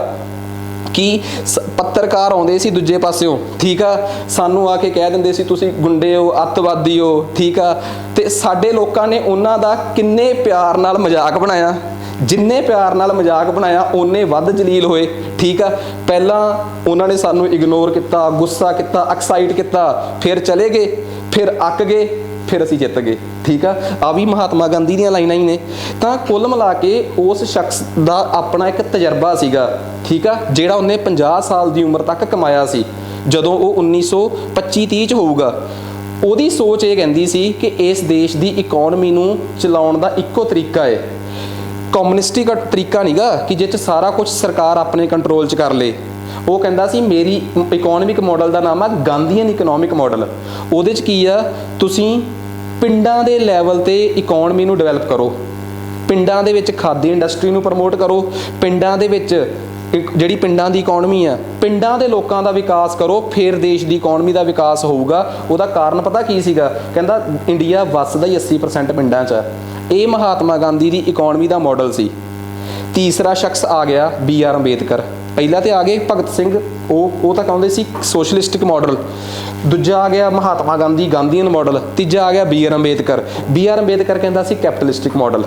ਠੀਕ ਆ, ਆਖਰ BR ਅੰਬੇਦਕਰ ਜਿਹੜਾ ਕਿ ਇਸ ਦੇਸ਼ 'ਚ ਉਸ ਵਰਗ ਨੂੰ ਰਿਪਰੈਜ਼ੈਂਟ ਕਰਦਾ ਸੀ ਜਿਹਨੂੰ ਅਸੀਂ ਕਹਿ ਦਿੰਦੇ ਹਾਂ ਸ਼ਡਿਊਲ ਕਾਸਟ, ਉਹ ਸ਼ਖਸ ਕੈਪੀਟਲਿਸਟਿਕ ਮਾਡਲ ਤੇ ਕਿਉਂ ਸੀਗਾ? ਉਹ ਕਹਿੰਦਾ ਸੀ ਮਹਾਤਮਾ ਗਾਂਧੀ ਦਾ ਮਾਡਲ ਬਿਲਕੁਲ ਫੇਲ ਹੋਊਗਾ। ਠੀਕ ਆ, ਉਹ ਕਹਿੰਦਾ ਸੀ ਸੋਸ਼ਲਿਸਟਿਕ ਨੂੰ ਮੈਂ ਬਰਦਾਸ਼ਤ ਕਰ ਲੂੰਗਾ, ਪਰ ਪਿੰਡਾਂ ਦੀ ਇਕੋਨਮੀ ਨੂੰ ਡਿਵੈਲਪ ਕਰਨ ਵਾਲਾ ਜਿਹੜਾ ਮਾਡਲ ਹੈ ਨਾ, ਇਹਦੇ ਤੇ ਮੈਂ ਕਦੇ ਵੀ ਹਾਮੀ ਨਹੀਂ ਭਰਦਾ। ਹੁਣ ਉਹ ਬੰਦਾ ਇੰਨਾ ਨਲਾਇਕ ਕਿਵੇਂ ਹੋ ਸਕਦਾ ਹੈ? ਉਹ ਬਿਲਕੁਲ ਸਿਆਣਾ ਸੀ, ਕਿਉਂਕਿ ਉਹ ਪਿੰਡਾਂ ਦੇ ਲੈਵਲ ਤੇ ਗਿਆ ਸੀ। ਇੱਕ ਪਿੰਡ ਦੀ ਇਕੋਨਮੀ ਨੂੰ ਕੌਣ ਚਲਾਉਂਦਾ ਹੈ? ਸ਼ਾਇਦ ਹੁਣ ਜਦੋਂ ਜਿਹੜੇ ਟਾਈਮ 'ਚ ਤੁਸੀਂ ਵੱਡੇ ਹੋ ਰਹੇ ਹੋ ਨਾ, ਇਸ ਟਾਈਮ ਤਾਂ ਪਿੰਡਾਂ ਦੀ ਇਕੋਨਮੀ ਦੇ ਮਾਡਲ ਸ਼ਾਇਦ ਬਦਲ ਗਏ ਆ, ਪਰ ਇਹ ਜਦੋਂ BR ਅੰਬੇਦਕਰ ਦਾ ਦੌਰ ਸੀ ਤੇ ਤੁਹਾਡੇ ਤੋਂ ਵੀ 10 ਸਾਲ ਪਿੱਛੇ ਚਲੇ ਜਾਓ, ਤੁਹਾਡੇ ਤੋਂ 10 ਸਾਲ ਪਹਿਲਾਂ ਜਿਹੜੇ ਤੁਹਾਡੀ 20 ਸਾਲ ਪਹਿਲਾਂ ਜਿਹੜੇ ਤੁਹਾਡੀ ਉਮਰ ਵਾਲੇ ਹੋਣਗੇ, ਉਹਨਾਂ ਨੂੰ ਪਤਾ ਹੈ ਕਿ ਇਸ ਦੇਸ਼ ਦੇ ਪਿੰਡਾਂ ਦੀ ਇਕੋਨਮੀ ਨੂੰ ਪਿੰਡਾਂ ਦੇ 1-2 ਸਰਦਾਰਾਂ ਦੇ ਘਰ ਚਲਾਉਂਦੇ ਸੀ, ਤੇ ਉਸ ਪਿੰਡ ਦਾ ਜਿਹੜਾ ਦਲਿਤ ਵਰਗ ਆ ਉਹ ਉਸੇ ਇਕੋਨਮੀ 'ਚ ਸਾਰਾ ਸਾਲ ਐਕਸਪਲੋਇਟ ਹੀ ਹੁੰਦਾ ਸੀਗਾ। ਠੀਕ ਆ, ਉਹਦਾ ਕੰਮ ਗੋਆ ਕੂੜਾ ਕਰਨ ਤੋਂ ਬਿਨਾ ਹੋਰ ਕੁਝ ਨਹੀਂ ਸੀਗਾ। ਇਹੋ ਜਿਹੇ ਕੰਮ ਮੀਨਸ ਕਿ ਤੁਸੀਂ ਇਹ ਸਮਝ ਲਓ ਕਿ ਅੱਜ ਤੋਂ 20 ਸਾਲ ਪਹਿਲਾਂ ਸਾਡੇ ਘਰਾਂ 'ਚ ਕੰਮ ਕਰਨ ਵਾਲੇ ਲੋਕ ਜਿਹੜੇ ਆਉਂਦੇ ਸੀ, ਉਹ ਆਪਣੇ ਭਾਂਡੇ ਵੀ ਆਪ ਲੈ ਕੇ ਆਉਂਦੇ ਸੀਗੇ ਰੋਟੀ ਖਾਣ ਵਾਸਤੇ। ਠੀਕ ਆ, ਸਮਾਂ ਬਦਲਿਆ, ਜ਼ਮਾਨਾ ਬਦਲਿਆ, ਲੋਕਾਂ 'ਚ ਅਵੇਅਰਨੈਸ ਆਈ, ਰਿਜ਼ਰਵੇਸ਼ਨ ਪਾਲਿਸੀ ਆਈ। ਇੱਕ ਤਬਕੇ ਨੂੰ ਜਦੋਂ ਬੜਾ ਚੀਪ ਜਿਹਾ ਕਮੈਂਟ ਨਹੀਂ ਕਰਦੇ ਕਿ ਕਿੱਥੇ ਬਿਠਾਉਣੇ ਚਾਹੀਦੇ ਸੀ, ਚੱਕ ਕੇ ਸਿਰਾਂ 'ਤੇ ਬਿਠਾਤੇ। ਜਦੋਂ ਇਸ ਮਾਨਸਿਕਤਾ ਦੇ ਲੋਕਾਂ ਨੇ ਗੁੱਸਾ ਕੀਤਾ, ਫਿਰ ਉਸ ਤੋਂ ਬਾਅਦ ਉਸ ਚੀਜ਼ ਨੂੰ ਸਵੀਕਾਰ ਵੀ ਕੀਤਾ। ਅੱਜ ਉਸ ਚੀਜ਼ ਨੂੰ ਸਵੀਕਾਰ ਕਰਨ ਦਾ ਇੱਕ ਨਤੀਜਾ ਤਾਂ ਹੈਗਾ ਨਾ ਕਿ ਸਾਡੀ ਇਕੋਨਮੀ ਉਵੇਂ ਦੀ ਹੋ ਗਈ ਆ, ਸਾਡਾ ਇਕਨੋਮਿਕ ਮਾਡਲ ਉਵੇਂ ਦਾ ਹੋ ਗਿਆ ਹੈ ਜਿਵੇਂ ਦਾ ਬਾਹਰਲੇ ਦੇਸ਼ਾਂ ਦਾ ਹੈ। ਸੋਚ ਕੇ ਦੇਖੋ, ਜਿਵੇਂ ਦੀ ਸੋਚ ਸਾਡੀ ਆ, ਜੇ ਇਹੋ ਜਿਹੀ ਗੋਰਿਆਂ ਦੀ ਹੁੰਦੀ ਤਾਂ ਸਾਡੇ ਵਾਲੇ ਜਿਹੜੇ ਬਾਹਰ ਗਏ ਉਹਨਾਂ ਦਾ ਬਣਦਾ ਕੀ? ਮਤਲਬ ਇੱਕ ਸਿੰਪਲ ਜੀ ਗੱਲ ਆ ਕਿ ਉਹਨਾਂ ਨਾਲ ਕਿਹੋ ਜਿਹੀ ਕੁੱਤੇ ਖਾਣੀ ਹੁੰਦੀ। ਮਤਲਬ ਇਹ ਆ ਨਾ, ਅਸੀਂ ਕਿੰਨਾ ਪ੍ਰਾਊਡ ਫੀਲ ਕਰਦੇ ਆ ਕਿ ਸਾਨੂੰ ਆਪਣੇ ਵਰਗੇ ਸਮਝਦੇ ਆ। ਠੀਕ ਆ, ਉਹੀ ਜਦੋਂ ਅਸੀਂ ਇੱਥੇ ਆ ਜਾਂਦੇ ਆ ਤੇ ਉਹ ਸਾਡੀ ਮੈਂਟੈਲਿਟੀ ਨਾਲ ਦੀ ਨਾਲ ਹੀ ਬਦਲ ਜਾਂਦੀ ਆ। ਤਾਂ ਖੈਰ BR ਅੰਬੇਦਕਰ ਰੂਰਲ ਇਕੋਨਮੀ ਨੂੰ ਬੂਸਟ ਕਰਨ, ਗਾਂਧੀਅਨ ਇਕੋਨਮੀ ਤੇ ਕਿਉਂ ਨਹੀਂ ਸੀ ਕੰਮ ਚਾਹੁੰਦਾ, ਉਹ ਤੁਹਾਨੂੰ ਪਤਾ ਲੱਗ ਹੀ ਗਿਆ। ਤਾਂ ਇਹ ਉਸ ਟਾਈਮ ਦੇ 2-3 ਮਾਡਲ ਸੀਗੇ। ਹੁਣ ਇਹ ਤਾਂ ਹੋ ਗਈ ਸਾਰੀ ਸਟੋਰੀ। ਹੁਣ ਇਹਨੂੰ ਨੋਟਸ ਦੇ ਫਾਰਮੈਟ 'ਚ ਕਿਵੇਂ ਲਿਖਿਆ ਹੋਇਆ, ਪੇਪਰਾਂ 'ਚ ਕੀ ਆਊਗਾ? ਆਹ ਦੇਖੋ, ਇੰਡੀਆ ਵਾਸਤੇ ਬੜੀ ਵੱਡੀ ਦੋ ਚਿੱਤੀ ਸੀਗੇ ਕਿ ਇੰਡੀਆ ਕਿਹੜੇ ਪ੍ਰਕਾਰ ਦੀ ਇਕੋਨਮੀ ਨੂੰ ਫੋਲੋ ਕਰੇ। ਠੀਕ ਆ, ਇੰਡੀਆ ਕਿਹੜੇ ਪ੍ਰਕਾਰ ਦੀ ਇਕੋਨਮੀ ਨੂੰ ਫੋਲੋ ਕਰੇ, ਇਹ ਇੰਡੀਆ ਵਾਸਤੇ ਬੜੀ ਤਗੜੀ ਕਨਫਿਊਜ਼ਨ ਸੀ। ਹੁਣ ਇਸ ਕਨਫਿਊਜ਼ਨ 'ਚੋਂ ਕੱਢਦਾ ਮੈਂ ਤੁਹਾਨੂੰ। ਪਹਿਲਾ ਰੌਲਾ ਇਹ ਸੀ ਕਿ ਇੰਡੀਆ ਕੈਪੀਟਲਿਸਟਿਕ ਇਕੋਨਮੀ ਨੂੰ ਫੋਲੋ ਕਰੇ, ਜਿਹੜੀ ਉਸ ਟਾਈਮ USA ਫੋਲੋ ਕਰ ਰਿਹਾ ਸੀ। ਦੂਜਾ ਸੋਸ਼ਲਿਸਟਿਕ ਜਾਂ ਕਮਿਊਨਿਸਟਿਕ, ਜਿਹਨੂੰ USSR ਰਸ਼ੀਆ ਫੋਲੋ ਕਰ ਰਿਹਾ ਸੀ। ਤੀਜੀ ਦੋਵਾਂ ਦਾ ਬਲੈਂਡ, ਮਿਕਸਚਰ, ਜਿਹਨੂੰ ਆਪਾਂ ਕਿਹੜੀ ਇਕੋਨਮੀ ਕਹਿੰਦੇ ਆ? Mixed economy. ਤੇ ਚੌਥੀ ਗਾਂਧੀਅਨ, ਜਿਹੜਾ ਕਹਿੰਦਾ ਸੀ ਖੇਤੀਬਾੜੀ ਨੂੰ ਆਧਾਰ ਮੰਨਿਆ ਜਾਵੇ। ਹੁਣ ਉਸ ਟਾਈਮ ਚੱਲਣੀ ਪਤਾ ਕਿਹਦੀ ਸੀ? ਆਜ਼ਾਦੀ ਦੇ ਵੇਲੇ ਚੱਲਣੀ ਉਹਦੀ ਸੀ ਜਿਹੜਾ ਸ਼ਖਸ ਇਹਨਾਂ ਸਾਰਿਆਂ 'ਚੋਂ ਦੇਸ਼ ਦਾ ਪ੍ਰਧਾਨ ਮੰਤਰੀ ਬਣਨਾ ਸੀ। ਗਾਂਧੀ ਬਹੁਤ ਮਹਾਨ ਲੀਡਰ ਜ਼ਰੂਰ ਸੀ ਉਸ ਸਮੇਂ ਦੇ, ਪਰ ਗਾਂਧੀ ਦੀ ਚੱਲੀ ਨਹੀਂ। BR ਅੰਬੇਦਕਰ ਗਾਂਧੀ ਦੀ ਇਸ ਕਰਕੇ ਨਹੀਂ ਚੱਲੀ ਕਿ ਜੇ ਗਾਂਧੀ ਦੀ ਇਕੋਨਮੀ ਨੂੰ ਅਸੈਪਟ ਕਰ ਲਿਆ BR ਅੰਬੇਦਕਰ ਰੁੱਸ ਜੂ, ਤੇ ਜੇ BR ਅੰਬੇਦਕਰ ਦੀ ਤਾਂ ਨਹੀਂ ਚੱਲੀ ਕਿ ਜੇ ਇਹਦੀ ਇਕੋਨਮੀ ਨੂੰ ਅਸੈਪਟ ਕਰ ਲਿਆ ਦੂਜੇ ਰੁੱਸ ਜਾਣਗੇ। ਉਸ ਟਾਈਮ ਉਹਦੀ ਨਹਿਰੂ ਦੀ ਤਾਂ ਨਹੀਂ ਚੱਲੀ ਕਿ ਜੇ ਨਹਿਰੂ ਦੀ ਸੋਚ ਤੇ ਕੈਪੀਟਲਿਸਟਿਕ ਇਕੋਨਮੀ ਨੂੰ ਅਸੈਪਟ ਕਰ ਲੈਂਦੇ ਤੇ ਸਾਡੇ ਦੇਸ਼ ਨੂੰ ਪਹਿਲੇ 5 ਸਾਲਾਂ 'ਚ ਪੈਸਾ ਪਤਾ ਕਿੰਨਾ ਨੇ ਦਿੱਤਾ? JRD ਟਾਟਾ ਹੋ ਗਿਆ, ਪੁਰਸ਼ੋਤਮ ਦਾਸ ਹੋ ਗਿਆ, ਬਿਰਲਾ ਜੀ ਹੋ ਗਏ, ਉਹਨਾਂ ਇਕਨੋਮਿਸਟ, ਉਹਨਾਂ ਤਗੜੇ ਪੂੰਜੀਪਤੀ ਲੋਕਾਂ ਤੋਂ ਪੈਸਾ ਕਿਵੇਂ ਆਉਂਦਾ? ਫਿਰ ਸਾਡੇ ਦੇਸ਼ ਦੀ ਇਕੋਨਮੀ ਚੱਲਦੀ ਨਹੀਂ। ਸ਼ੁਰੂ ਵਾਲੇ 5-7 ਸਾਲਾਂ 'ਚ ਸਾਨੂੰ ਤਗੜੇ ਇੰਡਸਟਰੀਆਂ ਇਹਨਾਂ ਨੇ ਚਲਾ ਕੇ ਦੇਣੀਆਂ ਸੀ। ਨਾ ਅਸੀਂ ਕੈਪੀਟਲ ਜਾ ਸਕਦੇ ਸੀ, ਨਾ ਅਸੀਂ ਕਮਿਊਨਿਸਟ ਜਾ ਸਕਦੇ ਸੀ, ਨਾ ਅਸੀਂ ਗਾਂਧੀਅਨ ਜਾ ਸਕਦੇ ਸੀ। ਫਿਰ ਅਸੀਂ ਕਿਹੜੀ ਇਕੋਨਮੀ ਅਡਾਪਟ ਕਰੀ? Mixed economy. ਇੰਡੀਆ ਦੀ ਮਿਕਸਡ ਇਕਨੋਮੀ ਦਾ ਕਾਰਨ ਇਹ ਸੀਗਾ, ਇੰਡੀਆ ਦੀ ਮਿਕਸਡ ਇਕਨੋਮੀ ਚ ਇਕੱਲੀ ਕੈਪੀਟਲਿਸਟਿਕ ਪਲੱਸ ਕਮਿਊਨਿਸਟਿਕ ਥੋੜਾ ਹੈ। ਇੰਡੀਆ ਦੀ ਮਿਕਸਡ ਇਕਨੋਮੀ ਹੈ ਕੈਪੀਟਲਿਸਟਿਕ ਪਲੱਸ ਕਮਿਊਨਿਸਟਿਕ ਪਲੱਸ ਗਾਂਧੀਅਨ, ਯਾਨੀ ਕਿ ਸੋਸ਼ਲਿਸਟਿਕ ਤੇ ਕਮਿਊਨਿਸਟਿਕ ਨੂੰ ਮੈਂ ਇੱਕੋ ਹੀ ਕਹਿ ਰਿਹਾ। ਕਮਿਊਨਿਸਟਿਕ ਯਾਨੀ ਕਿ ਸੋਸ਼ਲਿਸਟ ਪਲੱਸ ਕੈਪੀਟਲਿਸਟਿਕ ਪਲੱਸ ਗਾਂਧੀਅਨ। ਸਾਡੀ ਇਕਨੋਮੀ ਦਾ ਇੱਕ ਹਿੱਸਾ ਅੱਜ ਵੀ ਗਾਂਧੀ ਦੀ ਸੋਚ ਦੇ ਆਧਾਰਿਤ ਆ। ਯਾਦ ਕਰੋ ਜਿਨ੍ਹਾਂ ਨੇ ਪਿਛਲੇ ਚੈਪਟਰ ਪੜ੍ਹਿਆ ਹੋਇਆ ਹੈ ਆਪਣਾ ਇੰਡਸਟਰੀਜ਼ ਵਾਲਾ, ਆਪਣਾ ਮਿਨਿਸਟਰੀਜ਼ ਵਾਲਾ, ਉਹ 'ਚ ਮੈਂ ਇੱਕ ਮਿਨਿਸਟਰੀ ਪੜ੍ਹਾਈ ਸੀ MSME। MSME ਮਿਨਿਸਟਰੀ ਕਿਹੜੇ ਸੈਕਟਰ ਨੂੰ ਗਰੋ ਕਰਨ ਦੀ ਗੱਲ ਕਹਿੰਦੀ ਆ? ਮਾਈਕਰੋ, ਸਮਾਲ ਤੇ ਮੀਡੀਅਮ। ਇਹ ਕਿਹੜਾ ਤਬਕਾ ਹੋ ਗਿਆ? ਖਾਦੀ ਵਿਲੇਜ ਇੰਡਸਟਰੀ ਕਾਰਪੋਰੇਸ਼ਨ, ਯਾਦ ਆ KVIC। ਇਹ ਕੀ ਆ ਭਲਾ? ਇਹ ਗਾਂਧੀਅਨ ਇਕਨੋਮੀ ਦੇ ਤੇ ਕੁਝ ਸਿੰਬਲਸ ਨੇ ਕਿ ਇੱਥੋਂ ਮਿਲਦੇ ਆ, ਨਿਸ਼ਾਨ ਮਿਲਦੇ ਆ ਸਾਨੂੰ। ਦੂਸਰੀ ਗੱਲ, ਕੈਪੀਟਲਿਸਟਿਕ ਕਿਉਂ? ਅਸੀਂ ਉਹਨਾਂ ਟਾਈਮਾਂ 'ਚ ਤਗੜੇ ਪੂੰਜੀਪਤੀਆਂ ਨੂੰ ਵੀ ਕਿਹਾ ਕਿ ਤੁਸੀਂ ਆਪਣੇ ਕਾਰੋਬਾਰ ਖੋਲੋ, ਠੀਕ ਹੈ। ਟਾਟੇ ਬਿਰਲਿਆਂ ਨੇ ਉਹਨਾਂ ਟਾਈਮਾਂ 'ਚ ਕੰਮ ਸ਼ੁਰੂ ਕੀਤਾ। ਸੋਸ਼ਲਿਸਟਿਕ ਕਿਵੇਂ? ਅਸੀਂ ਉਹਦੇ 'ਚ ਇਹ ਵੀ ਕਹਿਤਾ ਕਿ ਜਿਹੜਾ ਸ਼ਖਸ 17 ਕਿੱਲਿਆਂ ਤੋਂ ਵੱਧ ਜ਼ਮੀਨ ਰੱਖੂਗਾ, ਅਸੀਂ ਉਹਦੀ ਜ਼ਮੀਨ ਐਕਵਾਇਰ ਕਰ ਲਈ। ਜਿਹਦੇ ਬੈਂਕ ਦੀ ਟਰਨਓਵਰ 500 ਕਰੋੜ ਤੋਂ ਵੱਧ ਸੀਗੀ, ਉਹ ਬੈਂਕ ਐਕਵਾਇਰ ਕਰ ਲਏ। ਅਸੀਂ ਸੋਸ਼ਲਿਸਟਿਕ, ਕਮਿਊਨਿਸਟ, ਕੈਪੀਟਲਿਸਟਿਕ ਤੇ ਗਾਂਧੀਅਨ ਹਰ ਇੱਕ ਪ੍ਰਕਾਰ ਦਾ ਲੱਛਣ ਸ਼ੋਅ ਕੀਤੇ। ਇਸੇ ਕਰਕੇ ਇੰਡੀਆ ਦੀ ਇਕਨੋਮੀ ਕਿਹੜੀ ਇਕਨੋਮੀ ਸੀਗੀ? ਮਿਕਸਡ ਇਕਨੋਮੀ, ਠੀਕ ਆ। ਤੇ ਇੱਕ ਗੱਲ ਯਾਦ ਰੱਖਿਓ, ਇਹ ਤਾਂ ਹੋ ਗਈ ਸਾਡੇ ਦੇਸ਼ ਦੀ ਇਕਨੋਮੀ ਦਾ ਕਾਰਨ, ਠੀਕ ਆ। ਇਸ ਤੋਂ ਅਗਲਾ ਟਰਮ ਜਿਹੜੀ ਅਸੀਂ ਕੱਲ ਪੜ੍ਹਨੀ ਸ਼ੁਰੂ ਕਰਾਂਗੇ, ਕੱਲ ਅਸੀਂ ਟਰਮ ਪੜਾਂਗੇ ਪਲੈਨਿੰਗ, ਠੀਕ ਆ। ਪਲੈਨਿੰਗ ਸ਼ਬਦ ਪਹਿਲੀ ਵਾਰ ਕਿੱਥੋਂ ਆਇਆ? ਇੰਡੀਆ ਦੀ ਇਕਨੋਮੀ 'ਚ ਪਲੈਨਿੰਗ ਵਰਡ ਕਿੰਨੇ ਵਰਤਿਆ? ਤੇ ਅੰਗਰੇਜ਼ਾਂ ਦੇ ਵੇਲੇ ਵੀ ਸਾਡੇ ਦੇਸ਼ ਦੇ ਤਗੜੇ ਇਕਨੋਮਿਸਟ ਕਿਹੜੇ ਸੀਗੇ, ਠੀਕ ਆ।